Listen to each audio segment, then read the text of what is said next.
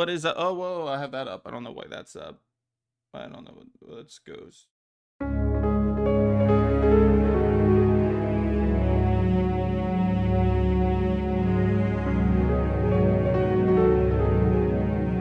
There we go. Sorry about that, guys. All kind of weird shit just happened to me right at the beginning of the stream. What is up? It is I, Ruben, with Nerd Space Games, here to talk to you guys about some news regarding anything and everything related to horror games. Wow, looks like there's a lot of members up in the chat, a lot of people already joining the stream. Guys, I'm excited to bring back the Survival Horror Podcast. I'm so pumped to be doing this with my boys, Rabbit Crafter and Conjured Line again. We haven't done a survival horror podcast since I think the last time I did a survival horror podcast with you guys was back when I had like 8,000 subscribers. So it's obviously we're at like 26k now. So it's been a long time since we did it. So let's go ahead and get them on the stream and we'll get started with talking to them because I'm sure they want to get up in here and talk to you guys as well. So let's go ahead and introduce them, guys. So again, welcome Rapid Crafter to the stream. Rapid Crafter, how's it going, my dude? Yo, it is going good. Hope everyone's doing good today. All right, nice. And then, of course, we have, I had the wrong logo up, but it is Conjure Line. I'll get that switch out. But it is Conjure Line. Let me go and switch out while you're talking. Conjure Line, you there? Yeah, I'm here. Okay. I'm gonna go ahead and switch up the logo for you while we get going. But let's just jump straight into things because there's a lot of things going on. I mean, I'm gonna go ahead and address the chat first because it seems like it's blowing up right now. There's a lot of people coming in, a lot of members joining in. Hatan, it's your birthday. Hatan, what up, legend in the house, dude? Thank you so much for being here, my friend, on your birthday. Happy birthday. My birthday's next month. Speaking of which, I already told a lot of you guys about this, but I have a birthday stream that I'm planning. It's going to be 10 and 12 hours where I play a ton of Resident Evil games. I was just talking to these boys about a knife-only run stream where I do knife-only runs with each of the Resident Evil games to see how far I can get in each one without dying. So I guess we'll just start that while I fix the logo for Conjure Line. But let's start with that. So Rapid Crafter, tell me about like the games that you have done the knife only runs in Resident Evil. What Resident Evil games have you done knife only runs in? And let me know how far you've got in some of the other games. So go and talk about that while I get this fixed. Ooh, okay. Resident Evil Remake. I've done it for the achievement all the way through. Resident Evil 0, I made it all the way through as well. That was like one remake, I think I did that 2 years ago, 2022. 0, I did that back in like 2015, 16. I've done knife only for the OG RE1, Remake 2, OG2, 3, OG3, Remake 3, 4, Remake 4, 5. Did I do one for 5? I don't think I ever did one for 5, 6. I did one for 7. Never did one for Code Veronica. I actually attempted a melee only run for Operation Raccoon City. My God, please, I advise nobody try it. That's like one of the worst ones. That literally sounds horrible. That one's pretty rough once you get to the hunters. Once you get to the hunters section, it's bad. Outbreak, I've never done it. Revelations 1 I did. I think I only got like halfway through. Never did one for Revelations 2. And then I did one for Village all the way through. I think that was it. Yeah. Nice. What about you, Conjured? Have you done any knife-only playthroughs? Is there a game knife-only playthrough that you've done that was probably the hardest one you've ever attempted? The hardest? Yeah. Probably one remake because of the whole little poking strategy you have to do. I think my favorite knife run was Code Veronica, even though I didn't make it that far because of the Tyrant. 4 Remake is definitely one of my favorites because of the parries. I think it's one of the best ones. I think one of the easiest ones is 2 Remakes because of the frame rate glitch when it comes to the knife. And that's pretty much all I've done so far. I've never done zeros. I forgot about the Or frame rate glitch. yeah, the frame rate glitch is wild. Yeah, that was OP. All right, all right, we have the local fix, guys. Sorry about that. um, it's not the There we neatest go. thing, but hey, live streams again. Haven't done a podcast in forever, so still kind of getting the hang of it all over again. All right, so before we start jumping into the topics, there's a bunch of topics I want to kind of cover. We are also going to do a Q&A with you guys in this stream. If you guys do any super chats, obviously we'll answer those guys right away. So any super chats come in, we'll definitely check those out instantly and answer those questions. But for the Q&A section, we're going to talk more about any questions you guys have for any of us three. Could be directed towards me, Rapid Crafter, Conjure Lion, all three of us. You let us know in the chat. Start asking those questions because we'll start going through those near the end of the stream for the Q&A section. But if you have any questions, you can let us know in the chat. Also, if you are a member and you are in the Discord group, there's a Ask Me Anything section. You can ask the questions over in that section as well. And again, throw a big happy birthday towards Hatan63, one of the biggest supporters of the channel. The guy deserves a lot of attention. Easily dropped, I would say maybe $1,000 on the channel since I've been streaming lately. So he's a huge supporter of Nerd Space Games.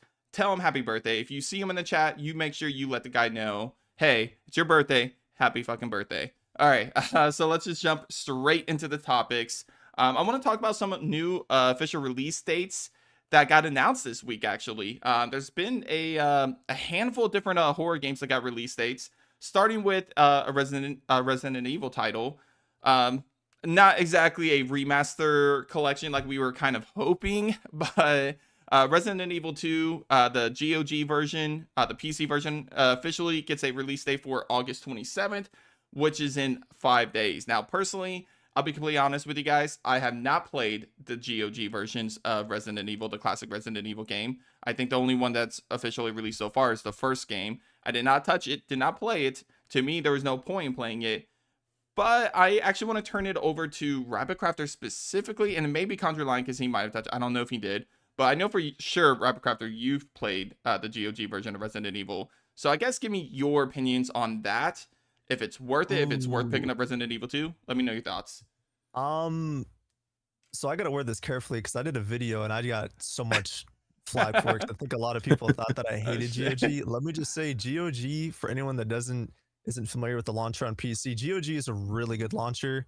Because a lot of people don't know, you can actually download your games offline. Like there's like an offline launcher type of deal. It's crazy. Like GOG it's great for your games being DRM free. You know, you actually like own the game and it's easily accessible. You don't have to go through emulation because I've emulated all the games, and I could say like if you're someone who's just casually just looking to buy the games and play them right out the box, like they work perfectly. Controller works fine. Like it's great. So it's one of those things where it's like if you already like have them all on PC, there's not really a point because they do support like all the mods, the Rebirth mod and everything, or the Seamless HD project. But at the same time, people have used the argument that it's like, you know, we should support these games to kind of tell Capcom, hey, we want more remasters. So I guess it really just depends. But it's like if you already have them on PC, you're not missing out. There's not any like secret features or unlockables or nothing. It's really just for game preservation. Yeah, So which I appreciate. yeah, so I mean, I bought them regardless, just to have them, just to support the developers of you know, GOG and everything. So if you're just a casual person looking to play them on PC, they do run on the first one does run on Steam Deck. I don't know if they changed it, but at least when it first came out, it was a pain to get running. So I don't know if that's worth it, but you can get them running on Steam Deck as well. But other than that, I mean, you can also get the emulated versions on Steam Deck. So like I said, you're not really missing out. It's kind of the same versions. And I'm pretty sure the first game, I don't think it's the director's cut, or maybe it is. No, I think it is. Actually, I don't remember. I don't know what the second one is too. I don't know if the second I one's think the Source Next. the GOG version's the original game, not the director's cut, right? Yeah, I think it's the original PC release. And I want to give a quick shout out to Hatan63 coming in clutch with a gifted membership. Thank you so much, Hatan63, for the gifted membership. Okay. So I guess my question for you before I turn it over to Conjure to see if he has anything to say. Did you purchase the trilogy, like because I know they had the package where you can purchase all three games, even though 2 and 3 haven't released yet on GOG. Did you purchase the package, or did you just get the first game individually when it came out? I got the package. I wish they let you purchase them individually, but I feel like most fans can agree. Like if you like one of the original three games, you probably like all of them. Right. So I guess it makes sense. But yeah, I got the full package, which is Okay. worth it. It's only like what 20, 25, Yeah, it's not bad. something like that. Like I said, I wavered. I was like 70%, 30% from thinking about not getting it to thinking about getting it. So there's a 30% chance I was going to pick it up. Ultimately, I didn't. Mainly just because of the things you kind of covered already, just about the fact that, one, I own like the PlayStation, the OG PlayStation versions that I like playing every now and then. Two, um, I play, I already own some of the PC, like the older versions of it, that I use for the, Seamless HD project and the Rebirth mod. Now, I guess one more thing. Sorry, I keep saying one more thing for you, Rapid, before I turn over to Conjure Line. But one more thing for you, Rapid. So have you attempted to use the Seamless HD project or Rebirth mod for it? And if so, has it worked at all in your opinion? Yeah, I got them all working. It's flawless. Like I said, it's the Nice. same process. As the emulated version. So I mean, realistically, like I said, there's no advantage other than I guess game preservation. You know, like I Right. guess if something happened to your system or whatever, like you always have those games on your account. But other than that, you're not really missing. The way I look at it is because the developers did kind of hint on this Reddit thread from GOG. They said like, yeah, like essentially they would at some point like to do other RE games. So I'm hoping that these are selling well. And maybe that'll show Capcom like, hey, we want more. Give us Code Veronica, give us Yeah. Outbreak. Yeah. So that's Which the way I look at it. You know, honestly, that's a big reason why I'm like tempted to buy it, just to be like, hey, Capcom, look, there's money coming your way whenever you re-release classic Resident Evil games. Just so maybe we can get it on like a remaster on the console or something. But let's turn it over to Conjure Line. So I guess my question for you is, before we talk about anything else, is have you actually played the GOG version of Resident Evil, or did you pass on it as well? No, I played and beat it. Damn. But before I say anything about it, I do want to say that it's not like a bad port or anything like that. My gripe with it is the target audience it's for. If you're a PC player, you already got the trilogy. You already have it HD'd up. You got the mods for it. You got the randomizers. My biggest gripe with it is the fact that it's not for consoles, which is like a huge market when it comes to these, when it comes to the trilogy games. And I feel like they're missing out on a huge opportunity to make even bigger sales because a lot of people would buy this. Like a lot of people have been asking for these ports, and the majority of people are console players. So just the fact that it's only for GOG, it's a little. I just Right. wish it came out for everyone to enjoy because majority of us already got it.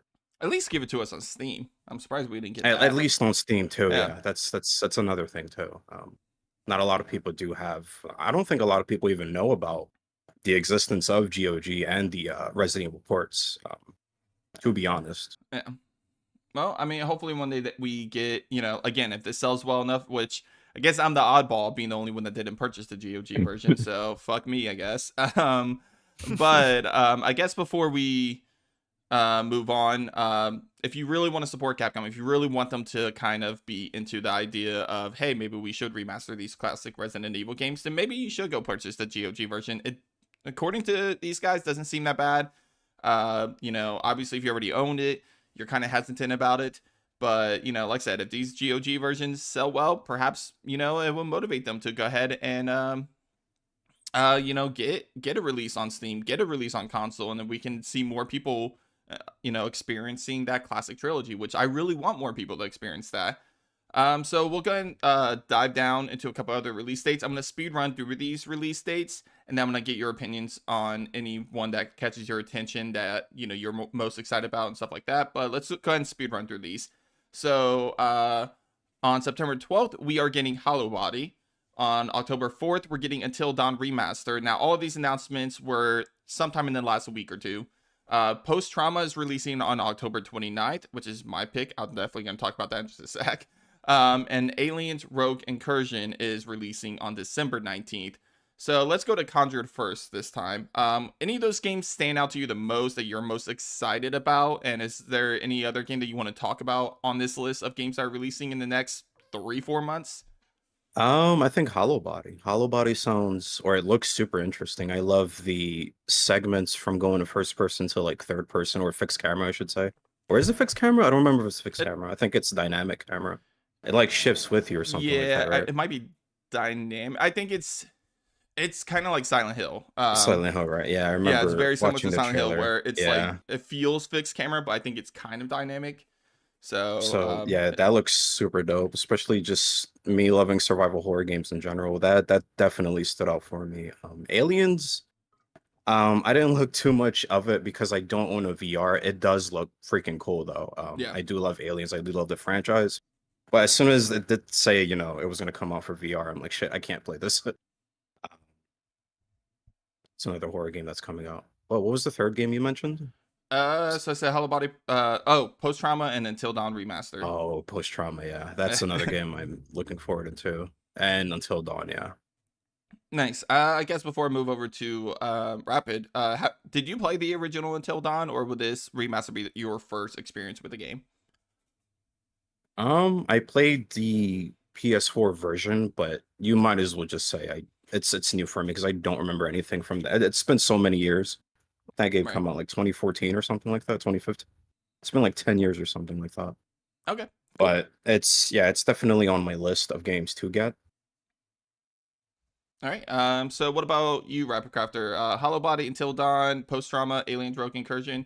Any of those games catch your attention that you want to talk about right now? The only two I'm really excited for is Hollow Body. That one the most, because I actually played the demo and I've been keeping up with it basically since it was first announced. And Post Trauma for sure. That one looked good. That one, honestly, I only kept up with that one because you kept talking about it, and I was like, Post Trauma. I'm like, I've kept up with like every indie horror game. Like, what is this? And I looked into it, and I was like, it looks like, I don't know, like a mixture of like everything, like even within Silent Hill, Resident Evil, and I'm like, oh yeah. Looks so dope. I love Yeah, it. it looks. I saw the trailer too when he mentioned it yesterday. I was like, oh yeah, you definitely gotta get that. Yeah, But you okay, continue. oh, you're good, you're good. And then Hollow Body. I don't know if you guys played the demo for that one. That one's really good. It's different. It's a different, interesting story and setting. So I'm looking forward to that one as well. Nice. Did you play the Post Trauma demo back in like February, I think, release? No, I don't think so. So as Rapid Crafter just called my ass out on, Post Trauma is the game I am most excited about on this list. I've been talking about Post Trauma since I first saw it at the Game Awards last year or the year before. I think it was the year before. Ever since I saw it at the Game Awards, I was like, this game looks fucking sick. It looks like Silent Hill. It like classic Silent Hill, and I'm like, I am so hyped for this game. There was or is a demo that's still available on Post Trauma, but it's not on Steam. I think it's on itch.io. So for any of those that want to go play the demo, I highly recommend it. Playing the demo gives you the exact feel of what to expect with this game, and if you're a fan of those classic Resident Evil and Silent Hill games, it has very, very difficult puzzles. It has combat that reminds us of the classic Resident Evil and Silent Hill games. But more specifically, the atmosphere is just excellent in the demo that I played. The trailers look fantastic. I've been extremely excited for Post Trauma. I've talked about it constantly, nonstop, as Rapid Crafter pointed out. I will not shut up about this game, and I shouldn't, I because don't blame you. It looks good. yeah, it looks phenomenal. This is probably up there. The only two indie horror games I'm more excited about than Post Trauma would probably be Echoes of the Living, which unfortunately we don't have a release date on yet, but still supposed to come out this October as well, which again builds up that release date of a ton of great horror games coming out soon. And Tormented Souls 2, which we'll talk about in the next topic of that we'll be going over in just a moment. But yeah, I'm excited for Post Trauma. It looks phenomenal. Hollow Body looks great too. I did not play the demo. I know it released recently. I just didn't have a chance to play it yet. But from what I've seen of it, it's like cyberpunk like cyberpunk aesthetics in a Silent Hill like gameplay atmosphere. And that screams like my like wheelhouse. I'm like, all right, let's go. I like the idea of that. Sounds like a lot of fun. I think it's supposed to be shorter than your traditional indie horror games, so definitely keep that in mind. It's not going to be an extremely long game. But I'm pretty excited about both Hollow Body and Post Trauma. Tell Down Remaster, I'm only excited because it's going to be the first time my wife experiences the game. So I played Until Dawn so many times that I'm like, all right, whatever. It looks a little bit better. I played it so much, I don't really care that much. And then Alien Rogue Incursion. As Kadri said, I don't have a VR, so I won't be playing this game, but it looks I'll watch great. people play. There you go. I'll watch the playthroughs, but if I did, I would be picking up because, I played Alien Isolation and it was phenomenal. Your boy Crazy Coney called you out for not having a face cam yet, so Conjured. Soon. Get him, Coney. Get him. You know what? I forgot to ask you guys what you have going on. We'll do that at the end of the stream. I'm such a horrible host. I said fuck you guys. You guys don't get to talk about yourselves. You have so much going on. I'm like, nah. Actually, yeah. Let's talk about you guys before we go over the rest of the topics. Rabbit Crafter, what do you got going on? What do you got coming up for the channel in the future? Let the fans know what to expect over on the Rabbit Crafter channel. Some killer videos, some killer streams, and that's really it. Just content's gonna get only better from here on out. Our boy Rabbit Crafter is going to be streaming again. Yep. Weekly been streams, waiting. everything. Consistent uploads. It's all coming back. It's good Going stuff, back man. to my roots. Glad to hear it. Fantastic. Conjure Lion, what do you got going on, man? I know you changed up your whole formula. You have a lot of things going on right now, right? Yeah, so I started doing 2 videos per week. I have a series out called What This Game Should Do for a Remake. I did Code Veronica last week. This week will be Resident Evil 0. Next week will be Resident Evil 1, hint hint. And also I am gonna have a face cam relatively soon. Before Silent Hill 2 remake comes out. Nice. So that's some exciting stuff going on. Excited to hear it, man. Ali Liz, thank you so much for the gifted membership. Much appreciated. Congratulations to Midasaurus. Yeah. Thank you so much, Ali Liz, for the gifted membership. Always coming in clutch for the channel. Much appreciated. All right, now that I went back and actually got these guys talking about their channels, because I totally forgot to do it earlier, let's move back to the topics.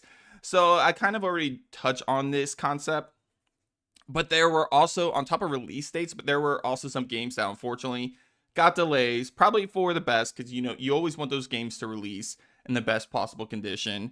So if they have to take delays, totally fine. And we're already getting a ton of horror games and games in general in the next few months, so we're going to be busy anyways. But the 3 games that officially got delayed over the last week, By Sweet Carol, which, if you guys don't know, is a game being developed by the same developer that created the Remother series. Vampire the Masquerade Bloodlines 2, which has received delayed constantly since it was first announced. It's been delayed almost every single other month, I feel like. And then Tormented Souls 2, which hit me hard. So I guess let's go to Rabbit Crafter first. Any of these games you're extremely excited about that you're kind of disappointed that got delayed, or are you happy that got delayed because of all the games releasing? Let me know what you think. Sweet Carol and Vampire I've not kept up with at all. I have no interest. Tormented Souls 2 though, most definitely. I mean, the only thing I gotta say about that, I mean, I'd rather the game be delayed and they take their time and improve on the first rather than rush it out and try to get that quick Halloween release in. So as long as they take their time and give us a good game, I'm excited. Nice. And we'll talk more about Tormented Souls 2 in just a moment, because there's some gameplay footage released on it. But Conjure, what about you? Any of these 3 games stand out to you that you're excited for? Are you upset or happy about the delay? Let me know what you think. This is only for Tormented Souls. I haven't looked in the other 2 games, but Tormented Souls 2, I'm kind of in the split because I am like, okay, like it's getting a 2025 release, but at the same time, we have a shit. I'm so sorry for my language. I can curse, right? Yeah. No, Okay. unacceptable. Fuck you. We have a shit ton of games coming out in October. So I'm kind of glad it's getting this delay. Like even outside when it comes to horror games in general, we have so many games coming out. So I'm kind of glad it's getting a little, it's getting a little delay, but At the same time, like, damn, we really can't get our hands on Tormented Souls 2, so it's a little bummer too. Yeah, So no, I'm in between. I agree with both of you guys there. Tormented Souls 2 is probably the game that I'm most disappointed about getting a delay, but I totally understand. For one, I'd rather the game come out in a better condition or the best possible condition as possible because I want the game to do well. I really love the first game, so I'm really excited for the second game. I don't really follow Vampire the Masquerade Bloodlines 2 that often. I know a lot of people on my channel have told me to play the first one. Still haven't got around to doing that. I will get around to doing it. It's on the schedule at some point. Don't know when though. But By Sweet Carol's definitely a hidden gem for me. If you guys haven't checked out the trailer for it yet, and this goes to the chat and the two of you guys, By Sweet Carol looks like it's someone that came in here, took a Disney style movie and turned into a horror game. That's literally what it is. It looks it looks Huh. amazing. It looks Huh. incredible. There's gameplay out for it. There's trailers out for it. Definitely check them both out. Looks like a lot of fun, and the fact that it's being done by the same people that, or the same guy that did the Remothered series, which I'm a huge fan of Remothered Tormented Fathers, has me pretty hyped. So I'm very excited for the game. Am I sad that's going to 2025? Yes, but ultimately, like Condra just said, there's so many games coming out in the next like few months. I mean, I just today, just on today's stream alone, I already talked about two big games I'm excited for: Hollow Body Post Trauma. That doesn't cover all the other big releases: Black Ops 6, Dragon Ball Z. There's so many insane games coming out in the next few months that I'm not gonna have time to check out all of them, and I'd rather have time to experience games like By Sweet Carol, because honestly, that's a game that's not at the top of my list to play. But if it releases at the right time, then I can see myself getting around to it instantly, and I want to experience that game as soon as possible. So, cool. I guess we'll go and move on to the next topic. Since we kind of already talked about Tormented Souls, let's stick with it. So, Tormented Souls 2 got delayed, but before that, it actually got a gameplay reveal, because the only thing we actually have on this game, which it was actually strange that we got gameplay footage on it, because we haven't even got an official trailer. We just got a small little teaser from last year's Gamescom. But anyways, we got like 25 minutes of gameplay footage. Now, I know Conjured, I already talked to you. You pretty much skipped it. You didn't want to watch it because of the you don't want to get spoiled on the game. Am I correct in saying that? Yeah, I didn't want to get spoiled. All right. I guess my question is to you, Rob Crafter. Did you watch any of the gameplay footage, or did you skip it as well? I skimmed through it just to check for like the basics, like how the graphics look, how's the the movement, the animations, the is there any stuttering, things like that. But same thing, I basically like skimmed through it because I don't want to be spoiled by anything. Nice. I had the exact same approach. Exact same approach as you, Rapid. I wanted to make sure I looked at it because we don't have any trailers on it, so I wanted to see how this game looks, and so I skipped through it, and that's actually how I found out about the release date, because at the time they didn't even announce that the game was delayed. I mean, you guys have to correct me if I'm wrong. I don't know if you looked around. Did you see anyone talking about the fact that the game was delayed? No, not at all. Okay, Not really, no. right, I but didn't know till you said it. I didn't even know till you said it. And I went to the end. I was like 2025. I was like, I was kind of expecting it to be next year anyway.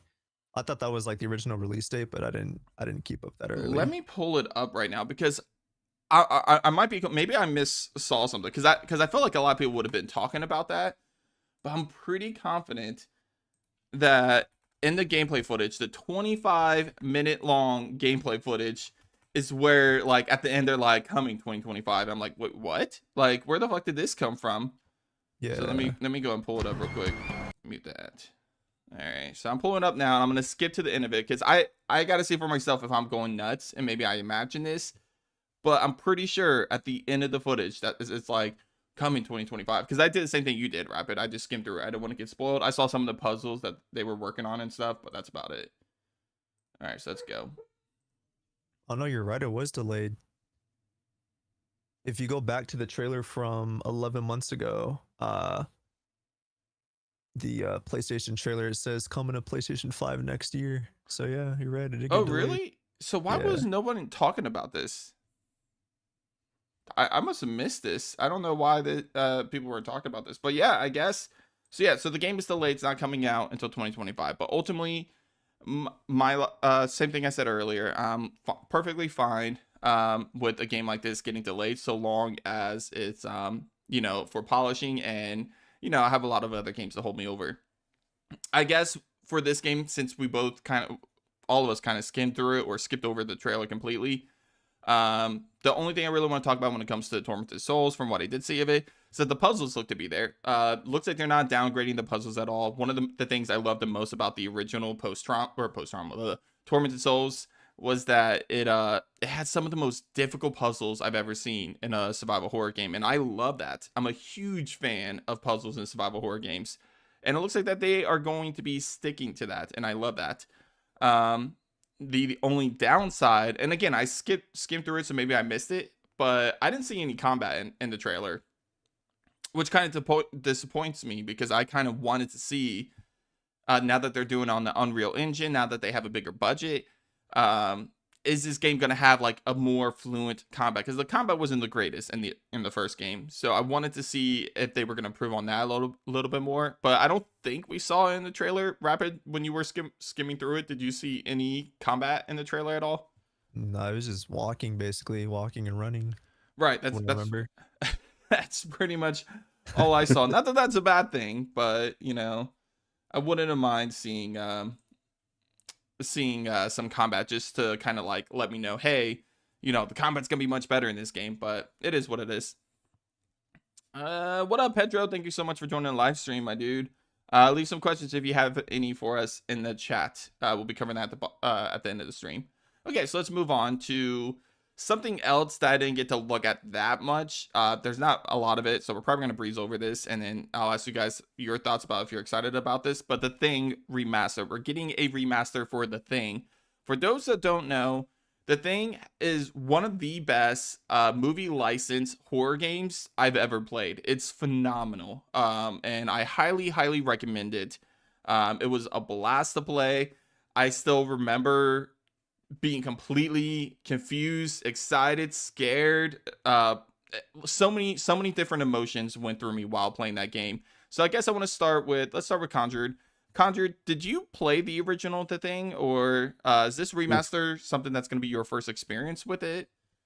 Yeah, this will definitely be my first experience with the Thing, even though I've heard like great things about the previous version. So I'm looking forward to this. But yeah, it'll be my first time playing it. Nice. So actually, let's jump over to Rapid Crafter. So what about you, man? Have you played the original The Thing, or would this be your first experience with it? I have, but only the first half, and it's funny because I actually have a quick story about how that came to be. So first of all, nobody is more excited than me for this remaster. Like the moment this thing got announced, no, they leaked, they teased it, and I was like freaking out. I was like, "There's no way." Yeah, you called it before anybody I know was talking about it. As soon as it leaked, you were like, the thing. I was like, damn. Yeah, because they zoomed into the corner of their art, and I'm like, immediately, I was like, "Is that what I think it is?" And then I looked it up, and I was like, "Oh my god, they got me." So I'm hyped. This is definitely one of those games that if anyone likes, classic PS2 style horror games, this is like a must buy. So my first experience with the game was when I was a kid. I don't remember exactly how old, but I was, a kid. And I remember I walked into the GameStop and the guy told me, he's like, because it was, I don't know if you guys remember. Stop you real fast, because I got to give some credit to Crazy Coney. He just came in and gifted 5 memberships. Much appreciated, Crazy Coney. Thank you so much. Means a lot, my dude. Go ahead. Sorry, Rapid Crafter. Just want to give him a quick shout out. Shout out to Crazy Coney. Hey. But as you were saying, your story, continue. Yeah, so I walked into a GameStop, and I don't know if you guys remember, but certain PS2 discs back in the day had like a blue backside. And so if I'm not mistaken, I think you needed a specific PS2 to run those discs properly, which I did. And I think I either had a newer version or older version. I can't remember. But he basically told me, like, you need the specific PS2 version to run this game properly. And I think now I was a kid, and I'm like, yeah, it runs. And so I got home and I got through the first half of the game, and then after that it just kept crashing, and I never got to finish the game. Damn. But that first half, that's one of those games. Like I said, it's definitely a must for me, and I hope it sells well because it's such a good game. I want to play it again soon. Yeah, I haven't played it in ages. I barely remember it, but I remember loving the hell out of the game. The And atmosphere was so good because I'm pretty sure it's canon too. I believe it's a sequel to the first movie. it is. And what's really cool about it is that it has, so one of my favorite things in horror movies is the whodunit aspect in horror movies. That's why Scream is one of my favorite like horror franchises of all time. And I love the whodunit aspect. And this game featured that whodunit aspect with your own NPCs. You never knew which NPC was gonna fuck you over and become, you know, a monster. So it Yeah. was awesome to experience. And I've been meaning to play it on stream, and I was going to around the time before it got announced. And then when the remaster got announced, I'm like, well, I gotta wait until the remaster comes out to do it. So I'm holding off. It's still scheduled to release sometime this year, which is insane because we already have a shit ton of other horror games that we have to worry about. And now this is on our radar too. So this game's supposed to still come out at some point this year. And I'm hyped. I can't wait. It's at the top of my list for horror games I want to experience. And if I remember correctly, the same people that did this, that are working on the thing, are the same people that did the remake or remaster. I think it was a remake of System Shock, and that was phenomenal. Yeah. So if they give this same treatment that they gave System Shock, man, I'm sold. Let's do this. Let's make this happen. And Ali Liz coming in clutch with yet another gifted membership. Thank you so much, Ali Liz, for the gifted membership. Much appreciated. You guys are true icons and legends in the chat. Thank you guys. But yeah, System Shock was amazing.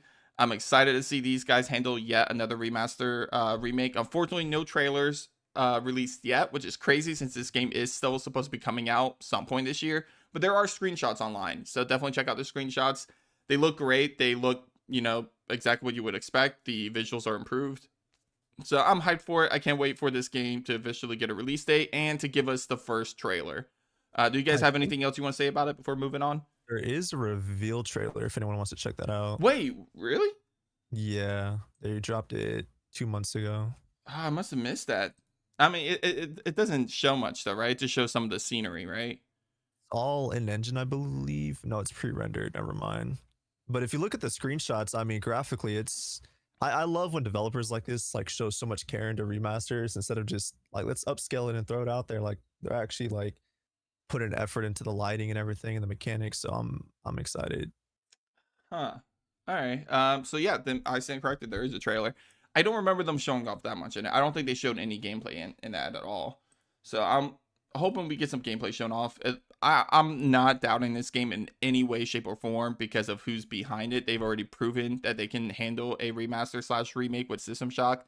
They do this game the same justice they did with System Shock, then it's gonna be fine. So I'm pumped about it. Can't wait for it. Anything else you guys want to say about the thing before moving on?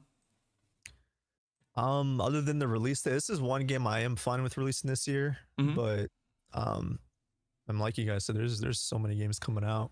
Oh Yeah. yeah. My bank account's gonna be like completely drained. Literally. I'm really hoping that a lot of these indie horror game developers are gonna send me review codes, which honestly a lot of them are really good about.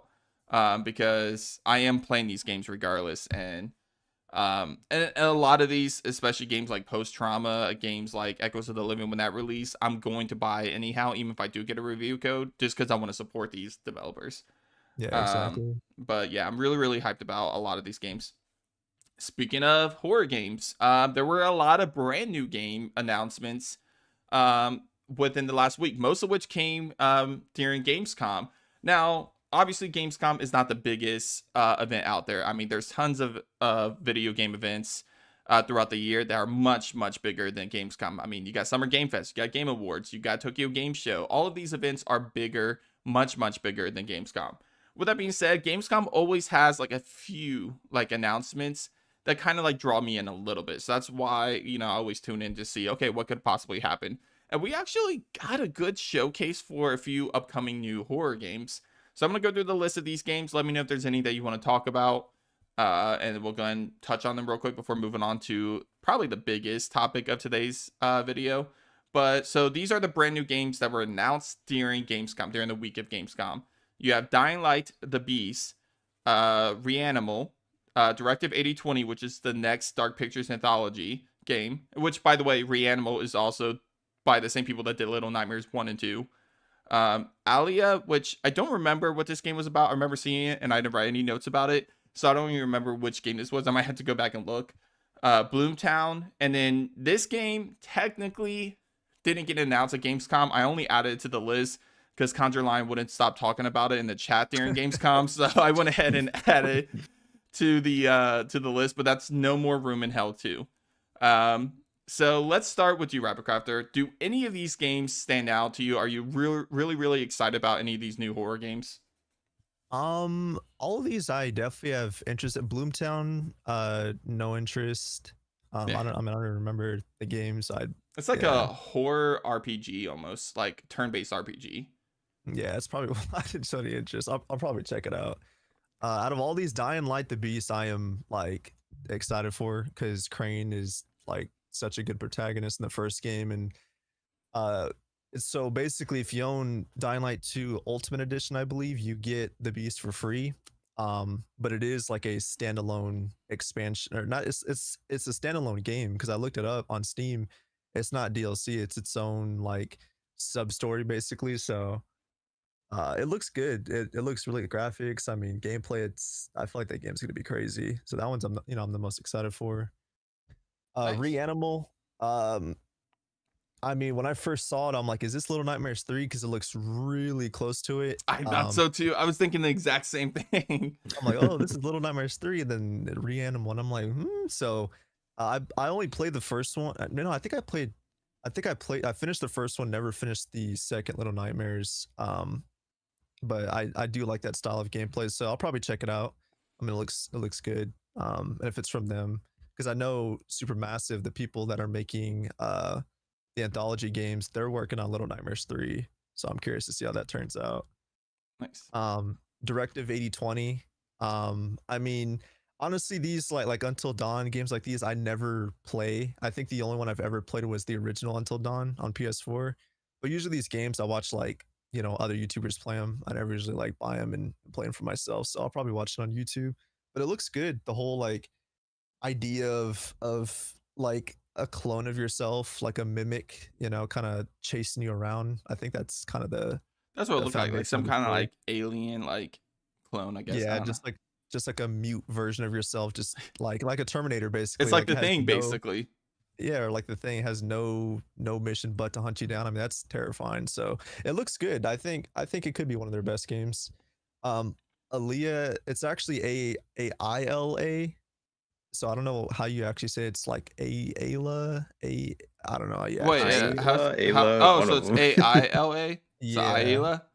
Oh, so I Um, have it spelled differently.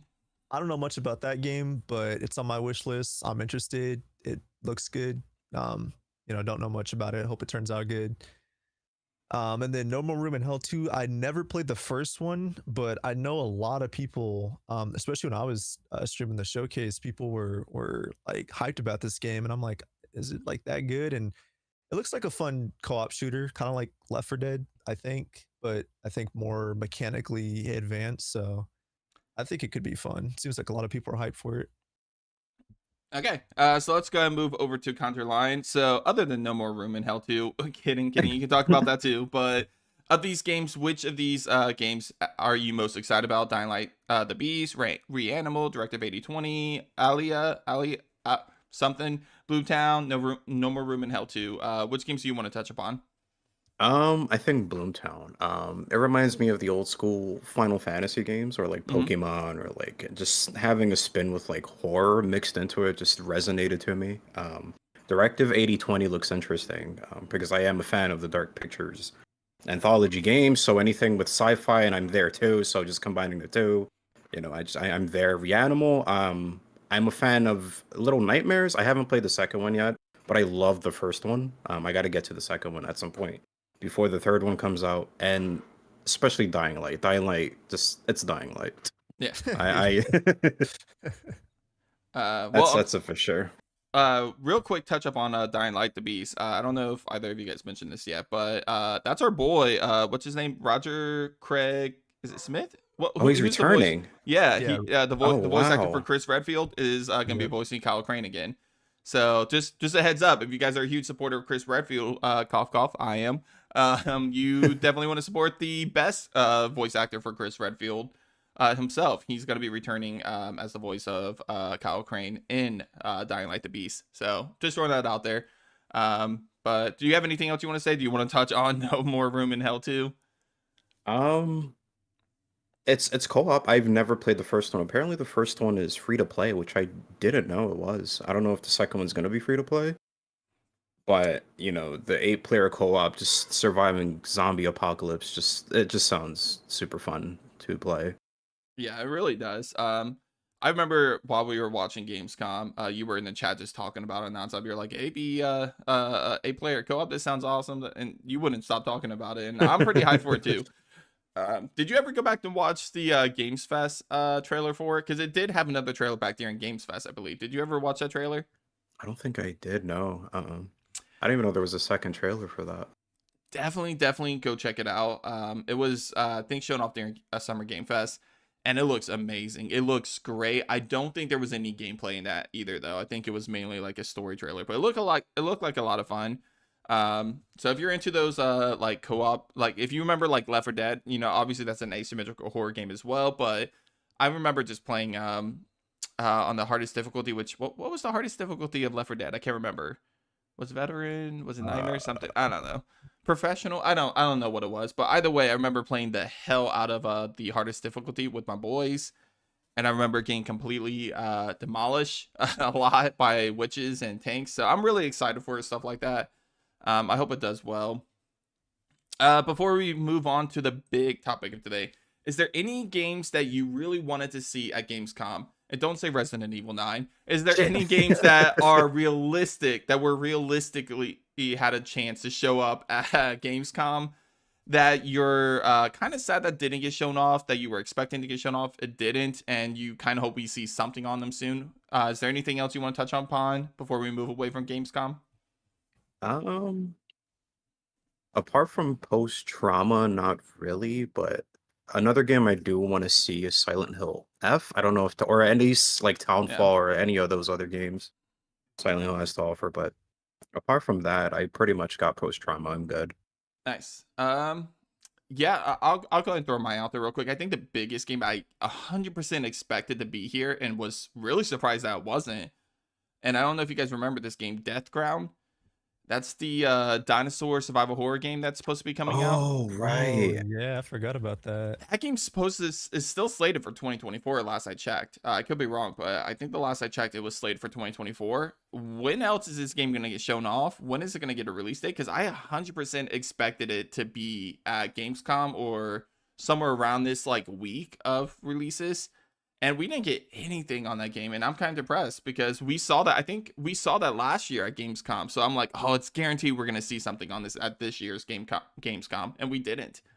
So I really, with Dino Crisis Remake Remaster up in the air about when we're ever gonna get that. Death Ground is probably the closest thing we're gonna get to it in the meantime, and I really wanted to see where that game was at right now, but. Yeah, that's probably my game that I kind of wish showed up at Gamescom that I expected to show up. What about you, Rapid? Any game that you want to touch on? There's no games that I expected to show up, but if I had to pick one that I would have liked to see more of, it's that new on the topic of like dinosaur horror games. That Jurassic Park horror game that's supposed to come out. I think they announced it and we haven't heard anything since. Like it's been just dead in the water. Yeah, I expect that's supposed to release in 2024 too. Still no updates on that. So I don't know. I feel like a lot of those games are getting pushed back to 2025 at this point because they see how big the slate is for October right now. Oh yeah. So there's a good chance a lot of them are getting pushed back. But yeah, we didn't see anything on that either. All right. So I guess with that out of the way, let's move on to one of the biggest topics of today, and that is Silent Hill 2, because there's a lot to talk about Silent Hill 2. From the story trailer that got released to a lot of people getting their first impressions, somewhat reviews of Silent Hill 2. Let's first talk about the story trailer. I'm assuming that you both already watched it, correct? Yeah. Mm-hmm. All right, Yeah. cool. So let's talk about the story trailer. What did you guys think of the most recent trailer that we got of Silent Hill 2 Remake? Let's go to Conjured first this time. I liked it. I enjoyed it. Especially the gameplay stuff. So this is interesting to me because people hated Silent Hill Homecoming because of the action, which aka are the dodge mechanics, and I feel like Silent Hill 2 Remake is actually adopting the same dodging mechanic, but it's well loved for some reason in this game. So I find that a little interesting to see from the community. But Homecoming was I hated think it for a looks lot of other reasons than yeah, just the but gotcha mechanic.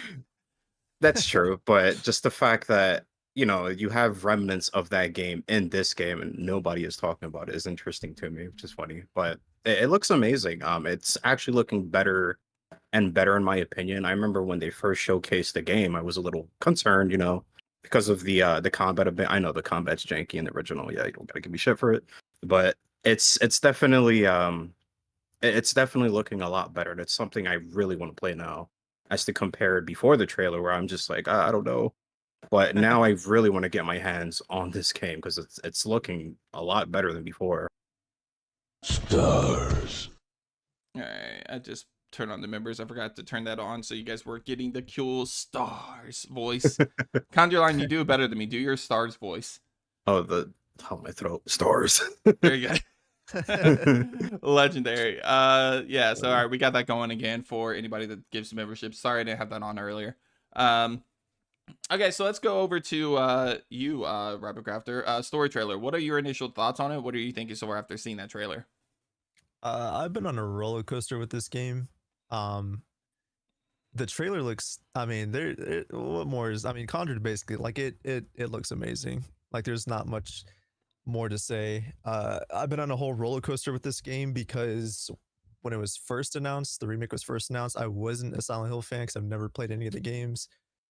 And I was just like, I'll play it someday. And then more and more people kept hyping it up, and I was like, fine, I'll get to it. I played the second game, as you guys know, and I loved it. Like, I don't know. Sometimes I do that thing where like some people will recommend something that they're a fan of. I play it and I'm like an even bigger fan. I'm like, why didn't you guys tell me this was this good? Like I knew Silent Hill 2 was like love, but like it's Until you this play good. it. Like it's this good. Like that is one of the, because I was immersed. Like I went back to like the old days. I had like a bowl of popcorn. I was in my room in complete darkness, like that, playing that game in that atmosphere. So, a little peek behind the curtains, guys. When Rabbit Crafter was playing Silent Hill 2 for the first time, he was like in a chat with myself and Conjure Line. And I swear, every day we would see like messages from Rabbit Crafter talking how amazing this game is.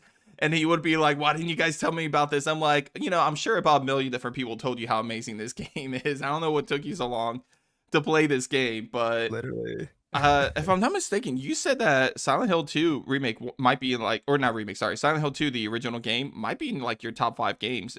Is that what you said to me? I can't remember. Yeah, if I had to pick like one, if I was in a top 5 horror games list and I was picking one game from each horror franchise, it's like, it's top 3. Like I maybe even like second place. Like I love that game. It was good.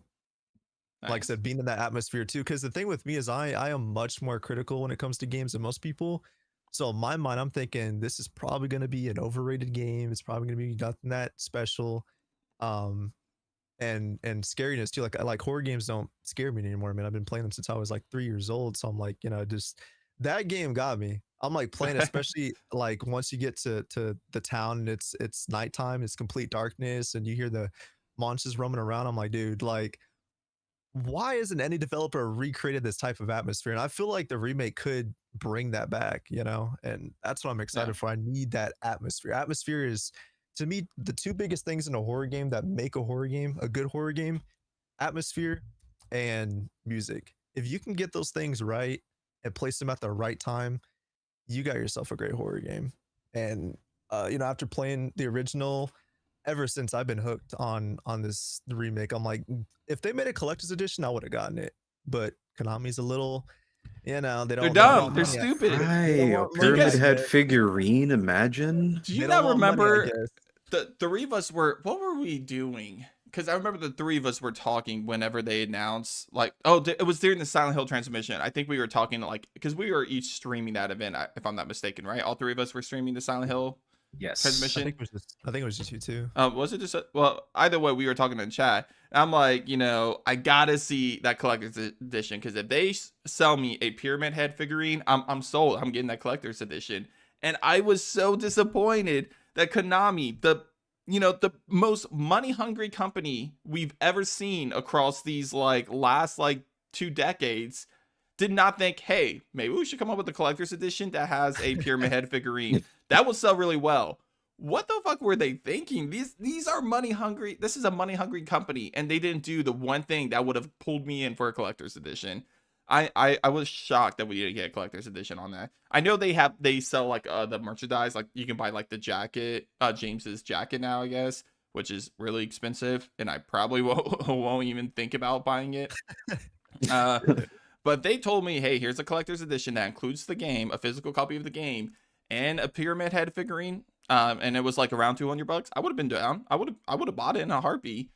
So I am shocked they didn't jump on that. Come up with that plan like that involved the collector's edition. The RE4 remake was like the perfect blueprint. Any of the Resident Evil remakes, collector's editions were perfect blueprints. You know, throwing the map. Don't talk to me about the Resident Evil 4 collector's edition. Like, so what's up with that? So back when I started this channel, I have a short on my channel. You guys should check it out if you want, because it gives you a look behind of how the channel started. Because I was a nobody. I was literally filming like with like 2 like shelves behind me. It was not the most exciting and high quality stream that you'll see. But basically, I filmed a short of me just ranting about GameStop because I was on a cruise.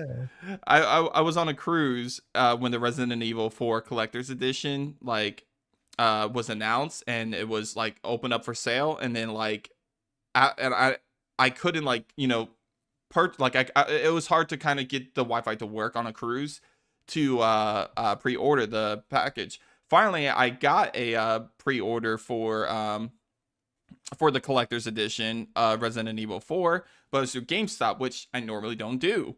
And there's a good reason for that, because that pre-order ended up getting canceled like a few weeks before the game released, and I was so pissed. I'm like, are you kidding me? So I unfortunately did not get the collector's edition of Resident Evil 4 Remake, and I am pretty bitter about that. So. Yeah.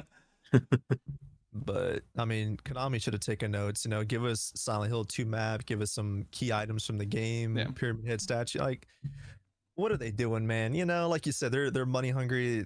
I would have gladly bought it, but you know, and I just became like a Silent Hill fan. It's like, dude, you got me. You would have had everyone. You know, 100% would have had me. Conjure, would you have bought a collector's edition if you saw a Pyramid Head's statue or like figurine? 100% I would have bought that collector's edition. No questions asked. I actually got 2 remakes. I didn't end up getting 3 remakes because during that time COVID happened, so they canceled my pre-order. So 4 remake comes out, they canceled my pre-order for that too. Oh, so you got canceled too? Yeah, I got canceled twice. 2 different REs. Fuck that. It was the worst feeling. I woke up, I'm like, you know, a couple of weeks away from my Resident Evil 4 collector's edition. Seeing email from GameStop, I'm like, what is this about? Sorry to inform you that your pre-order, the collector's edition of Resident Evil 4 Remake, has been canceled due to the lack of resources. And I'm like, fuck you, GameStop. I was so upset. This is turning to a rant against GameStop, but whatever. I don't order from GameStop no more. I got a whole thing with them when I tried to get my Xbox. I was one of the most stressful weeks of my life. I'm like, dude, just give me my console that I paid for. That's all I want. Yep. So I don't buy from them anymore. Never. If I could help it, I'm gonna avoid ordering my pre-order or getting my pre-orders for collector's edition from GameStop going forward for sure. Yeah, I'll go in store. In store is perfect, but online, God. No, mine was in store. Did I tell you that? Oh, really? I went in store and put my pre-order in. That's crazy. No, same for me twice in store. They're shady. All right. Anyways, rant over about that. So guys, we're almost done with all the topics. There's one more topic I want to go over before we jump into the Q&A. So now's the perfect time. If you haven't already, drop some questions in the Q&A section, in the chat, or if you're in the Discord group as a member, you can go ahead and just go post your questions over there. We'll go over those questions over there as well. But drop any questions that you have for myself, Rapid Crafter, Conjure Line. It could be about anything that's PG related. Keep it PG. I know some of you guys are crazy out there. So keep it PG. But yeah, if you have any questions for any of the 3 of us, be sure to drop those questions in the chat. And yeah, of course, let's just jump to one Oh, actually, hold on. Sorry, I actually haven't finished talking about Silent Hill 2. I almost skipped over a major thing I wanted to talk about. So the first impression. So on top of the story trailer releasing earlier this week, we also got a major update on people that had hands-on experience with the game. I think they played like the first like 3 hours, 4 hours of the game, and the reviews, the first impressions are really extremely positive, guys. Like, despite all the like people hating on this game before it released, despite everyone talking shit about the way the gameplay looks in this game, the people that actually have played it, including big companies like IGN, they're saying that the game is a lot of fun and that Bloober Team actually like hit a home run with this game just from the first like 3 hours that they experienced. And you know, some of the things that we've seen in some of the gameplay revealed, like in IGN's gameplay, we saw Pyramid Head, like gameplay of Pyramid Head. We saw one of my favorite features that we saw was the player being able to explore. You know when you're playing a Silent Hill game and you're walking down the street and you see all these fucking buildings on each side of you, but you can't go inside of them. We saw the player actually exploring these buildings, like breaking windows, jumping through the windows, and exploring these buildings, which is one of the things that I've always thought, man, it would be cool to walk into these random like houses and stuff. And it looks like Bloober Team thought the same thing, and they are actually expanding that and making that possible. So the impressions are really positive for this game. This game might actually surprise a lot of you guys. Um, I guess let's jump over to Conjuring. Did you watch any of the gameplay from IGN? Did you? What are your thoughts on these first impressions that are going around right now? So I read this today. Apparently, the game is longer than the original. Yep, I saw that too. Um, but it looks. I've been hearing a lot of stuff about it too. I've been hearing great things about it, which I'm extremely happy for because I really hope this game does well so we can get more remakes. Three being my favorite in the Silent Hill franchise. But I'm happy that the game is going to be, I believe, open zoned. I don't want to say open world. I believe it's open zoned, but it looks super cool, and I cannot wait for it. Nice, nice. What about you, Rapper Crafter? Out of everything that you're seeing right now, is there anything that's really catching your attention when it comes to Silent Hill 2? All these first impressions, reviews, gameplay footage being dropped online. What do you think about all this? I'm excited because I've always been burned by because I never trust like reviews anymore. Because I mean, the truth is, most people are like paid off. Like, guys, play this game. It's a 10 out of 10. Don't ignore all the criticism. But this time around, what makes it different is there's a lot of people I trust that were coming out saying like, no, like we all had concerns too, but no, guys, this game's actually like really good, and that's what's got my interest. It's like, okay, they're not coming off as just being paid off. They're actually like being honest, like, expressing that they had concerns as well, just like a lot of us did. But confirming that it's like, no, the game is good, and I think they all only played like the first like 3 hours or something like Yeah, that, I'm pretty sure it's like the first 3 hours. and they're saying like that alone is like enough to sell the game, and I'm like, that's good. Games can get worse like over time, like the first few hours could be great and then it could drag on. I don't think that's going to be the case. I feel like and the length of the game is what hypes me. I never believe the playtime because everyone's playtime is going to vary. Some people are going to breeze through this in 10 hours, some are going to take 20, some might take 30. I mean, I don't think it's going to be that long, but um I think the thing that's really going to flesh this game out is the exploration, because Yeah. like you guys said, I mean, being able to uh go in buildings and explore, I think that's going to add a whole lot of depth. I could see some people, because I did see a couple people complaining about that, saying it's seeming a lot more like The Last of Us, where it's going to become like this looting game where you're spending all your time looting. In my opinion, that is part of the survival horror experience. I feel like a lot of people are so used to these linear, just go to point A to point B games. To me, survival horror, one of the biggest components of a good survival horror game is exploring and finding items. Oh yeah. And as long as the developer rewards the player for exploring, like I don't want to run across the map and just find some bullets. I want to run across the map and find like a care package, and it's like you get bullets and a new weapon or something. So, and they explained that too. They said like that's one of their goals. They want to reward the player for exploring. So that's got me hyped, because I'm, especially in a game like this, like in the original, I was like, especially during in the town settings, I was roaming everywhere. I was like, oh, I gotta go that way. I'm not going that way. I'm going this way. So I feel like I'm definitely gonna get lost in this game, and I think it's gonna be good. I'm gonna say it right here, right now. I think it's gonna be great. The only worry that I have is optimization, because most Oh games that come out yeah, nowadays, like oh, this game looks amazing. You go to boot it up, it crashes, it Yeah. stutters, unoptimized. But outside of that, I think the game itself is gonna be like amazing. I'm hyped. Nice. Yeah, no, I agree with everything you guys just said. I even agree with your first what you were saying, Rapid Crafter, about how like you were like a little hesitant of believing everything when it first started coming out until you got people that you trust starting telling you stuff. I'll be honest with you guys. When I started seeing all these first impressions come out, I immediately thought, okay, these guys are getting paid off. There's something weird going on. Like this game just went from like kind of iffy with all the gameplay footage that we've seen, and a lot of people were very like a split on how the game is going to turn out. To all of a sudden, every single like big reviewer or like every like big company out there, media company out there, is like saying, "Oh, this game is fucking awesome." I'm like, did they pay someone off? Did Konami like throw some money towards them? Like, yeah. what's going on? It's definitely odd because you don't see a lot of horror games getting good reviews like this outside of like Resident Evil or like indie Right. games. When it comes to like AAA titles like this, you're just like, what? A good score, hello?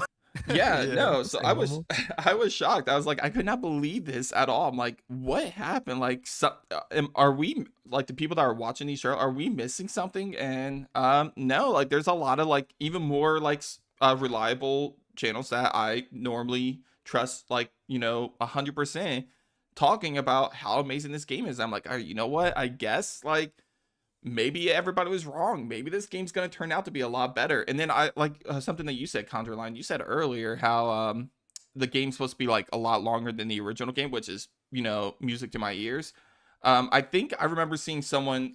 I saw this in a tweet, and I wish I could give credit to the people that said this, but I saw someone um, posting a comment saying the first 3 hours of the game. I only played the first 3 hours of the game. It was excellent. It was amazing, and I'm so excited to play the rest of it. And I think I saw someone from Bloober Team reply to that tweet and said something like, "I'm glad you really enjoyed the game.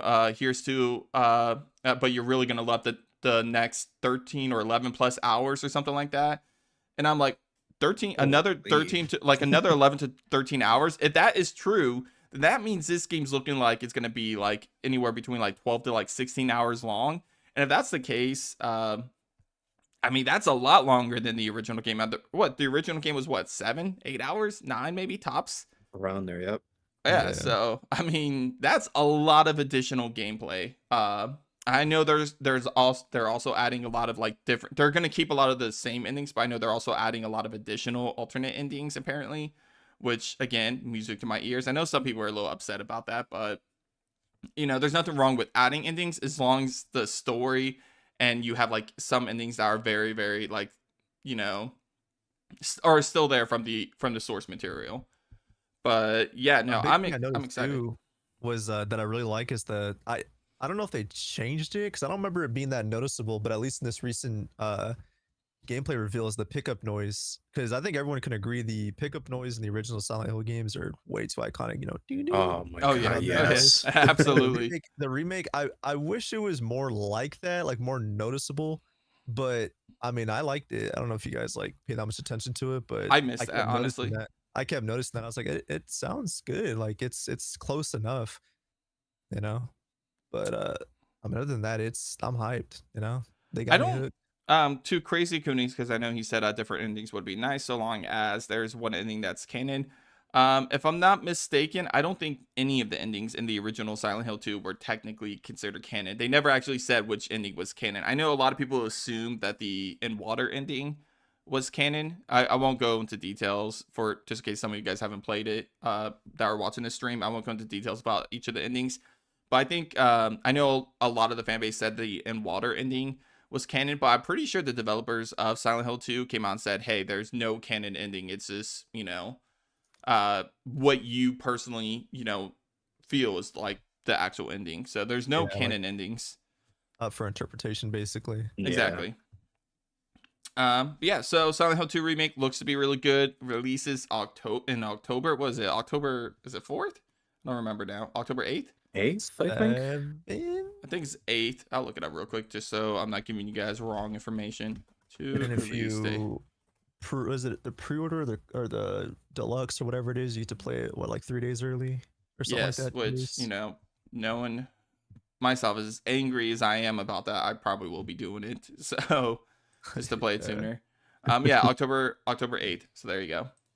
Anything else you guys want to say about Silent Hill 2 Remake before we move on to some of the questions for the panel and then the Q&A section? Nah, it's everything. Except for the PS2, did you hear about the filter they're adding too? No. Oh What's that about? yeah. The PS2 filter. They're adding like this old retro PS2 filter for Silent Hill 2 Remake. Really? I didn't know that, Mhm. actually. Yeah, I'm Nice. excited for that too. Yeah, that'd be cool to check out. I mean, that's one of the things I'll probably experience like on a second playthrough. That's kind of what I did with the Resident Evil 2 filter. Like out of Resident Evil, what was it? The classic like polygons or whatever that you could play Resident Evil 2. Oh, the character models. Yeah, exactly. So I kind of did something similar to that Resident Evil 2, like the second time I played it, but not the first time. First time you got to play as, as is, just to experience what the game was really about, meant to be experienced. Okay. So we'll go on to one of the questions I have for you guys that I've actually done a video on. Condra, you might have done a video on this too, actually. Rapid, I don't know if you talked about this, but I'm interested in getting your feedback on this. Because I did a whole video on it. Conflicting views on my personal opinions. The people watching that video definitely had some opinions that agreed and disagreed with my decision. So I want to hear you guys. Let's talk about Resident Evil 9.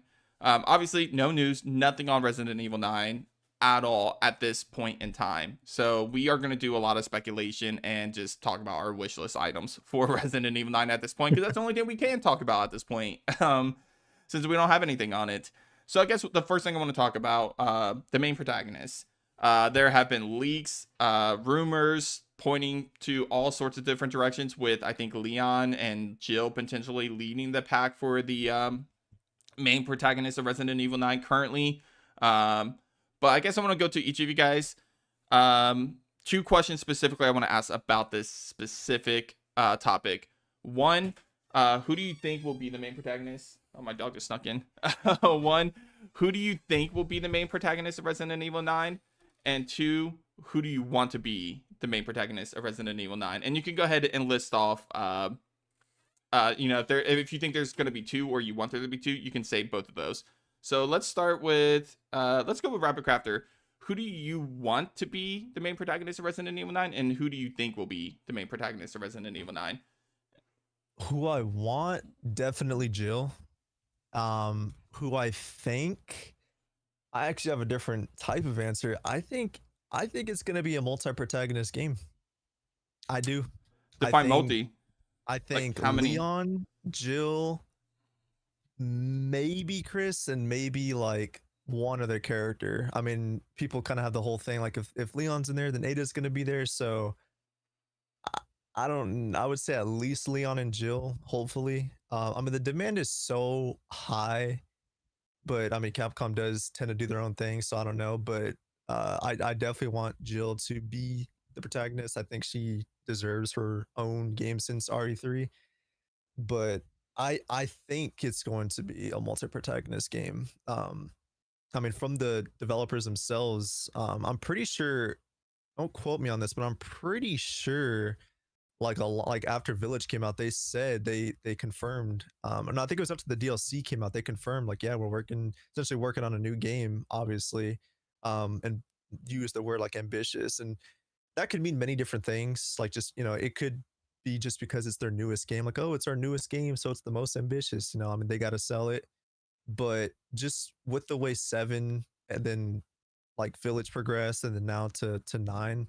I could see it being a multi-protagonist game like RE6, but not like RE6 where it's like there's different campaigns. I think it's going to be one campaign, but you're going to be able to switch between characters like in the story. Like you can't switch whenever you want, but they're going to force you to play as like different characters. At least 3, I feel like, or 2 maybe. I don't know. Because I do kind of want them to go back to like RE2, like the original RE2, and even the remake where you can play as like Leon or Claire. I mean, playing as one protagonist throughout the entire game is nice, but I don't know. It would be cool to kind of mix that old like RE1, RE2 style where you can switch between characters. and kind of play. You know, you're playing the same story just from their perspective. But Nice. I don't know. All right. Anything Yeah. can happen. No, I totally see where you're coming from. So Jill is who you want, and then you think it's gonna be you think it's gonna be 3 to 4 protagonists. Resident Evil 9. I'd say that at least two, and then maybe like three. And I That's my think theory. I think you start off with what? Jill, Leon, Chris, and maybe Maybe Ada. Ada. All Yeah. right, cool. All right, so let's jump over to you, Conjured. Who do you want to be the main protagonist of Resident Evil? And it can be multiple people. And who do you think is going to be the main protagonist of I Resident Evil 9? share the same opinion as Rapid, only because based on those same rumors, they did say that it was going to be the highest budget Resident Evil, more than RE6. Fair. Again, RE6 had the budget of like Call of Duty, if you guys don't remember. So Mhm. when I hear something like that, there's no way that every character is not going to be there if it's going to be the highest budget. That to me is like an indicator. There's going to be a lot of good characters in here that everyone's going to probably want. It's going to definitely be an explosive game. I don't think it's going to be like RE6. I think hopefully they learned their lesson after that. Yeah. Yeah. But you know, I don't after know. hearing stuff like that, you never know. You're right, which is I'm partially afraid of that. But when I hear stuff like that, I think we're going to have multiple characters. But I do agree that I do want more of a linear gameplay, kind of like, you know, the old school Resident Evil games. And I do want Jill Valentine to be the main protagonist again. Just because it's been a while since our girl's been around. I mean, Yeah. she's been in RE5 somewhat, not really. She was kind of like a side character in that game. RE3 remake, you can consider that, but that's a remake. I don't count that. So in retrospect, the only game she's gotten as of recent is Revelations 1. That's a really long time ago, and that's a DS game. So I feel like Yeah. she deserves a lot more stuff. It's been ported to other consoles. Yeah, but it's still, you know, she deserves better. Yeah. It's Jill. Like she's been there since the Spencer Mansion. Yeah, I keep thinking about Jill, and I'm just like, yeah, when you think about it, okay, sure, Jill has been in Resident Evil 3 remake, which timeline wise technically should be considered since that's still the same timeline as the original game. But timeline wise, we've seen Claire in Revelations 2. We've seen Chris, obviously, in Village. We see Leon in Resident Evil 6 and Chris in Resident Evil 6. The last time we see Jill in timeline wise is Resident Evil 5 and Revelations right before that. So it's like Jill, out of the core 4, Jill's the most underutilized character in terms of timeline. And I'm just like, geez, I'm like, it's been so long since we've seen her. So I agree. The person I want to see the most is going to be Jill Valentine. Um, Ideally, best case scenario, because I do think it's going to be 2 protagonists. Best case scenario, I would love to see Jill and Chris team up. We haven't seen them team up since Resident Evil Revelations. You can throw Resident Evil 5 out there, but they never really teamed up. In fact, they were against each other during Resident Evil 5. Spoilers for a 15-year-old game. But What? unacceptable. But no, Jill Valentine, Chris Redfield, I've been wanting them to team up again for so long, and I would just love for them to come together in a Resident Evil 9. So that's my ideal situation. Jill Valentine for sure. Chris Redfield will be a major plus. What I think is going to be, and it's exactly what all the leaks are kind of pointing towards, is that's going to be a Jill and Leon team up. And unfortunately, it's going to be Leon as the main protagonist, with Jill kind of being like not a side character, but kind of like a supportive character, kind of similar to how Ashley is to, well, not like how Ashley is to Leon, but like more like a better explanation. It's kind of like Sheva to Chris, but with like Sheva, not the co-op experience, if that makes sense. So like where you can play, there's playable sections of like Ashley in Resident Evil 4, but she's not the main protagonist. Actually, you know what? A better example is Carlos. Carlos in Resident Evil 3 Remake is probably the perfect example I can think of, where they're both like combat heavy like characters. So they are going to be like, it's not going to be like a supporting character that doesn't do shit like Ashley. It's going to be someone that's going to, actually fight infected. And I feel like it's going to be a situation where Leon's going to be the main protagonist, which is crazy to me since we discovered Resident Evil 4 Remake, but I think Leon is going to be the main protagonist. And I think Jill Valentine is going to be in the game, but she's not going to be the main protagonist. She's going to be a supporting character to Leon, and there'll be a couple playable sections for her. Not that I have anything against Leon at all. I mean, I love Leon, and honestly, Leon's kind of... I'm not going to say underutilized, because a lot of people would argue that he's in too many games. But I will say that when you think of timeline-wise, we haven't seen Leon since Resident Evil 6. So a lot of people consider that he's like Capcom's golden boy. A lot of people want to see where he's at after Resident Evil 6. That's not in the CGI movies. So I understand them wanting to bring Leon back. I just think Jill deserves to be in the spotlight a lot more. So I'm hoping Jill is the main character with either a supporting character of Leon or Chris. But it's probably going to be the opposite, where Leon is the main protagonist and Jill's probably a supporting character. That's my thoughts on the topic. Do you guys have anything else you want to say about that before moving on? The only theory that I have is like, because I've always talked about rumors, but these I do believe, especially like the whole like taking place on like an island, because I mean my theory is like the game will feature Leon and Jill, and then it'll take place on an island because they've always reused assets from their previous game in the next one. Yeah. So like 2 remake to 3 remake, and then 7 to Village, and then Village to 4. My theory is 9 will take place on some island or something, maybe a facility, and then they'll reuse those assets for a Code Veronica remake, and that's going to come out after 9. That's just my like head theory. But I don't know, another like little thing too, I don't know, because I seem to be like the most excited about it. I don't think a lot of people realize how big this is, but like the guy that directed RE7 is directing RE9. I forgot to mention that. Yeah, that's true. Deal. Like a lot of people are just like, they just announced a new RE game. What's the big deal? I'm like, do you guys not realize like this dude basically, I don't say like he's the reason why RE7 or why, he's the reason why, RE is back on its feet after 6, but like he is a big part as to why RE is where it's at now. And that's like a big deal. He's not just another guy working on the game, like, oh, it's just another game. Like this dude, and I mean, he only said a few sentences in that one little clip, but I feel like he is one of the top people at Capcom right now that truly understand horror when it comes to Resident Evil. So as long as they don't go in that RE6 direction, I'm cool with multiple protagonists. Just don't go full RE6 with the action and over the top, blockbuster scenes. Like keep it. I want them to go back to RE7 level of grounded, or at least in terms of like horror. I love Village, I love 4 Remake, but reel it back in. Don't do that. Oh, we had to tone down the horror because people found 7 too scary. Don't do that. Just make a really good horror game, and I promise the numbers will follow. That's what I'm hoping they'll do. I agree with you. I do have some concerns about them doing multiple protagonists, especially if it's going to be more than 2, like you guys think it could be. Specifically because, okay, let's look at the past real quick. All right, Resident Evil 4. Let's look at the action trilogy specifically. So 4, 5, and 6. 4 was easily probably one of the most successful Resident Evil games of all time, right? Both critically and financially. So it's one of the best Resident Evil games. It's in my personal top 5, probably not, and I know I get a lot of heat for that, but it's still one of the best. Argued as one of the best Resident Evil games.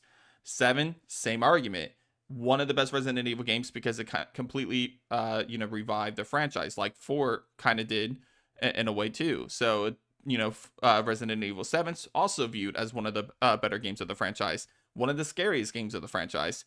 Then Resident Evil 5 for the action trilogy comes out, and it's definitely more action heavy. And while it's still not hated to the level of RE6, there were some people disappointed with the action direction that the game took, right? Village releases, same concept. Leans a little more into the action compared to Resident Evil 7, and now Village is one of the split like games where some people feel a little disappointed with it. Not everybody, like, a lot of people still love the game, but similar to Resident Evil 5, there are some people that were disappointed with the direction that 5 took. Same thing with Village. Some people were disappointed with the direction that Village took. So now we look at the third entry of each of those trilogies. Resident Evil 6 decides that they want to please everybody, bring back a bunch of characters that haven't been seen in the franchise, or that some of the more popular characters of the franchise. Bring back a bunch of returning characters. Try to please everybody by creating campaigns that kind of like, you know, appease everybody. Horror focus, action focus, Bruce Lee focus. I mean, you know, Yeah. they try to please everybody. And then Resident Evil 6, at least critically, I'm not gonna say financially I think it did well, but critically was not a success. It was a disappointing game for a lot of people. Not gonna say it was a bad game, because I got a lot of heat about me saying that's a bad game. I do think it's a bad game, but I've learned my lesson in the comments that people are very defensive of that game, surprisingly. But Resident Evil 6, not the best of the trilogy for sure. So my concern coming to Resident Evil 9 is that it kind of feels like Resident Evil might be retreading things that happened in the past. It feels like, you know, 7 did the same thing as 4 did. Village kind of did the same thing as 5 did when you think about it. So if Resident Evil 9 is going to bring back multiple protagonists, like more than 3 protagonists, more than 2 protagonists even, that's similar to what Resident Evil 6 did. What's stopping Resident Evil 9 for becoming the next Resident Evil 6? That's my only concern about the game.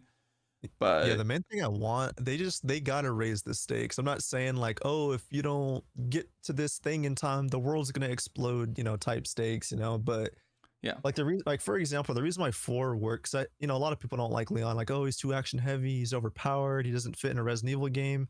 And I'm like, the I reason mean, why that's every 4 protagonist, works, but yeah, the reason why, for example, 4 works so well is like, I mean, at least like specifically, like, I mean, even the remake too, but the original, like the whole beginning of the game since the start, you're like, oh, Leon's unstoppable. He's roundhouse kicking people. He just yeah, defended off a whole village. He's an unstoppable hero. He gets to the big cheese, like, oh, this is nothing. He gets tossed across the room and gets, you know, knocked out. And that's when you learn, like, okay, he's not unstoppable. And then you get through the game, you start getting, you know, powered up, better weapons, all these, and you're like, oh, okay, he's getting back to the beginning of the game. And then he gets infected with the Plagas, and Ashley gets infected. And then, you know, you also have her, and there's even more stakes. And it's like that game beats you down. Once it makes you think that you got it all down, you don't. You know, the story beats you down. Like, no, you gotta go find Ashley, you gotta go save her again. You gotta, and it's like, oh, okay, we finally got Ashley.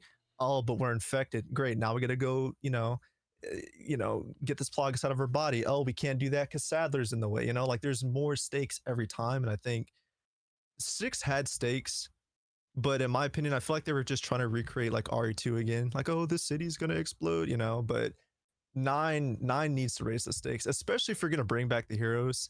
Because let's be real, Leon, Chris, Jill, Ada, all of them being together, they're unstoppable. You know, what are you gonna do against that? Like at that yeah. point, you really have to like really put something on the line. But no, I mean, I do agree with you. You know, to that degree. Like I just don't hope I don't want them to cater to the whole like, you know, like, oh, village, you know, 7 was horror, Village was more action, 9, let's just go all in. It's our most ambitious game. Let's go full on war, end of the world action. It's like that's not Resident Evil. Yeah, no, I agree. Yeah, it's pretty crazy because you know there's only one way to actually minuscule our main characters, right? There's only one way to do that. Bring back Wesker. Yeah. That'd be crazy. Like you would. I already told you guys my crazy theory about all that. Real quick, just want to give a shout out to Ali Liz for another gifted membership. Thank you so much, Ali Liz. True icon. Newest alpha member, by the way. Throw that out there. But yeah, she gifted a membership. Congratulations to Eric J, which is as a reminder for you guys. While we're at it, I didn't even cover this at all. While we're at it, if you guys want to become members, you can become a Bravo team member. You get access to a members only Discord group. You get access to voting on the poll every single week of which horror game I'm going to stream. So lots and lots of benefits for just $1.99 a month if you're interested in becoming a Bravo team member and supporting Nerd Space Games in a whole new way. So again, going back over to Conjure Line, because I think you started talking about something. What were you saying, man? Oh, just bring back Wesker. I feel like that's the only way to kind of like, you know, kind of give our characters like a little down to earth type of, make them less OP than they are today.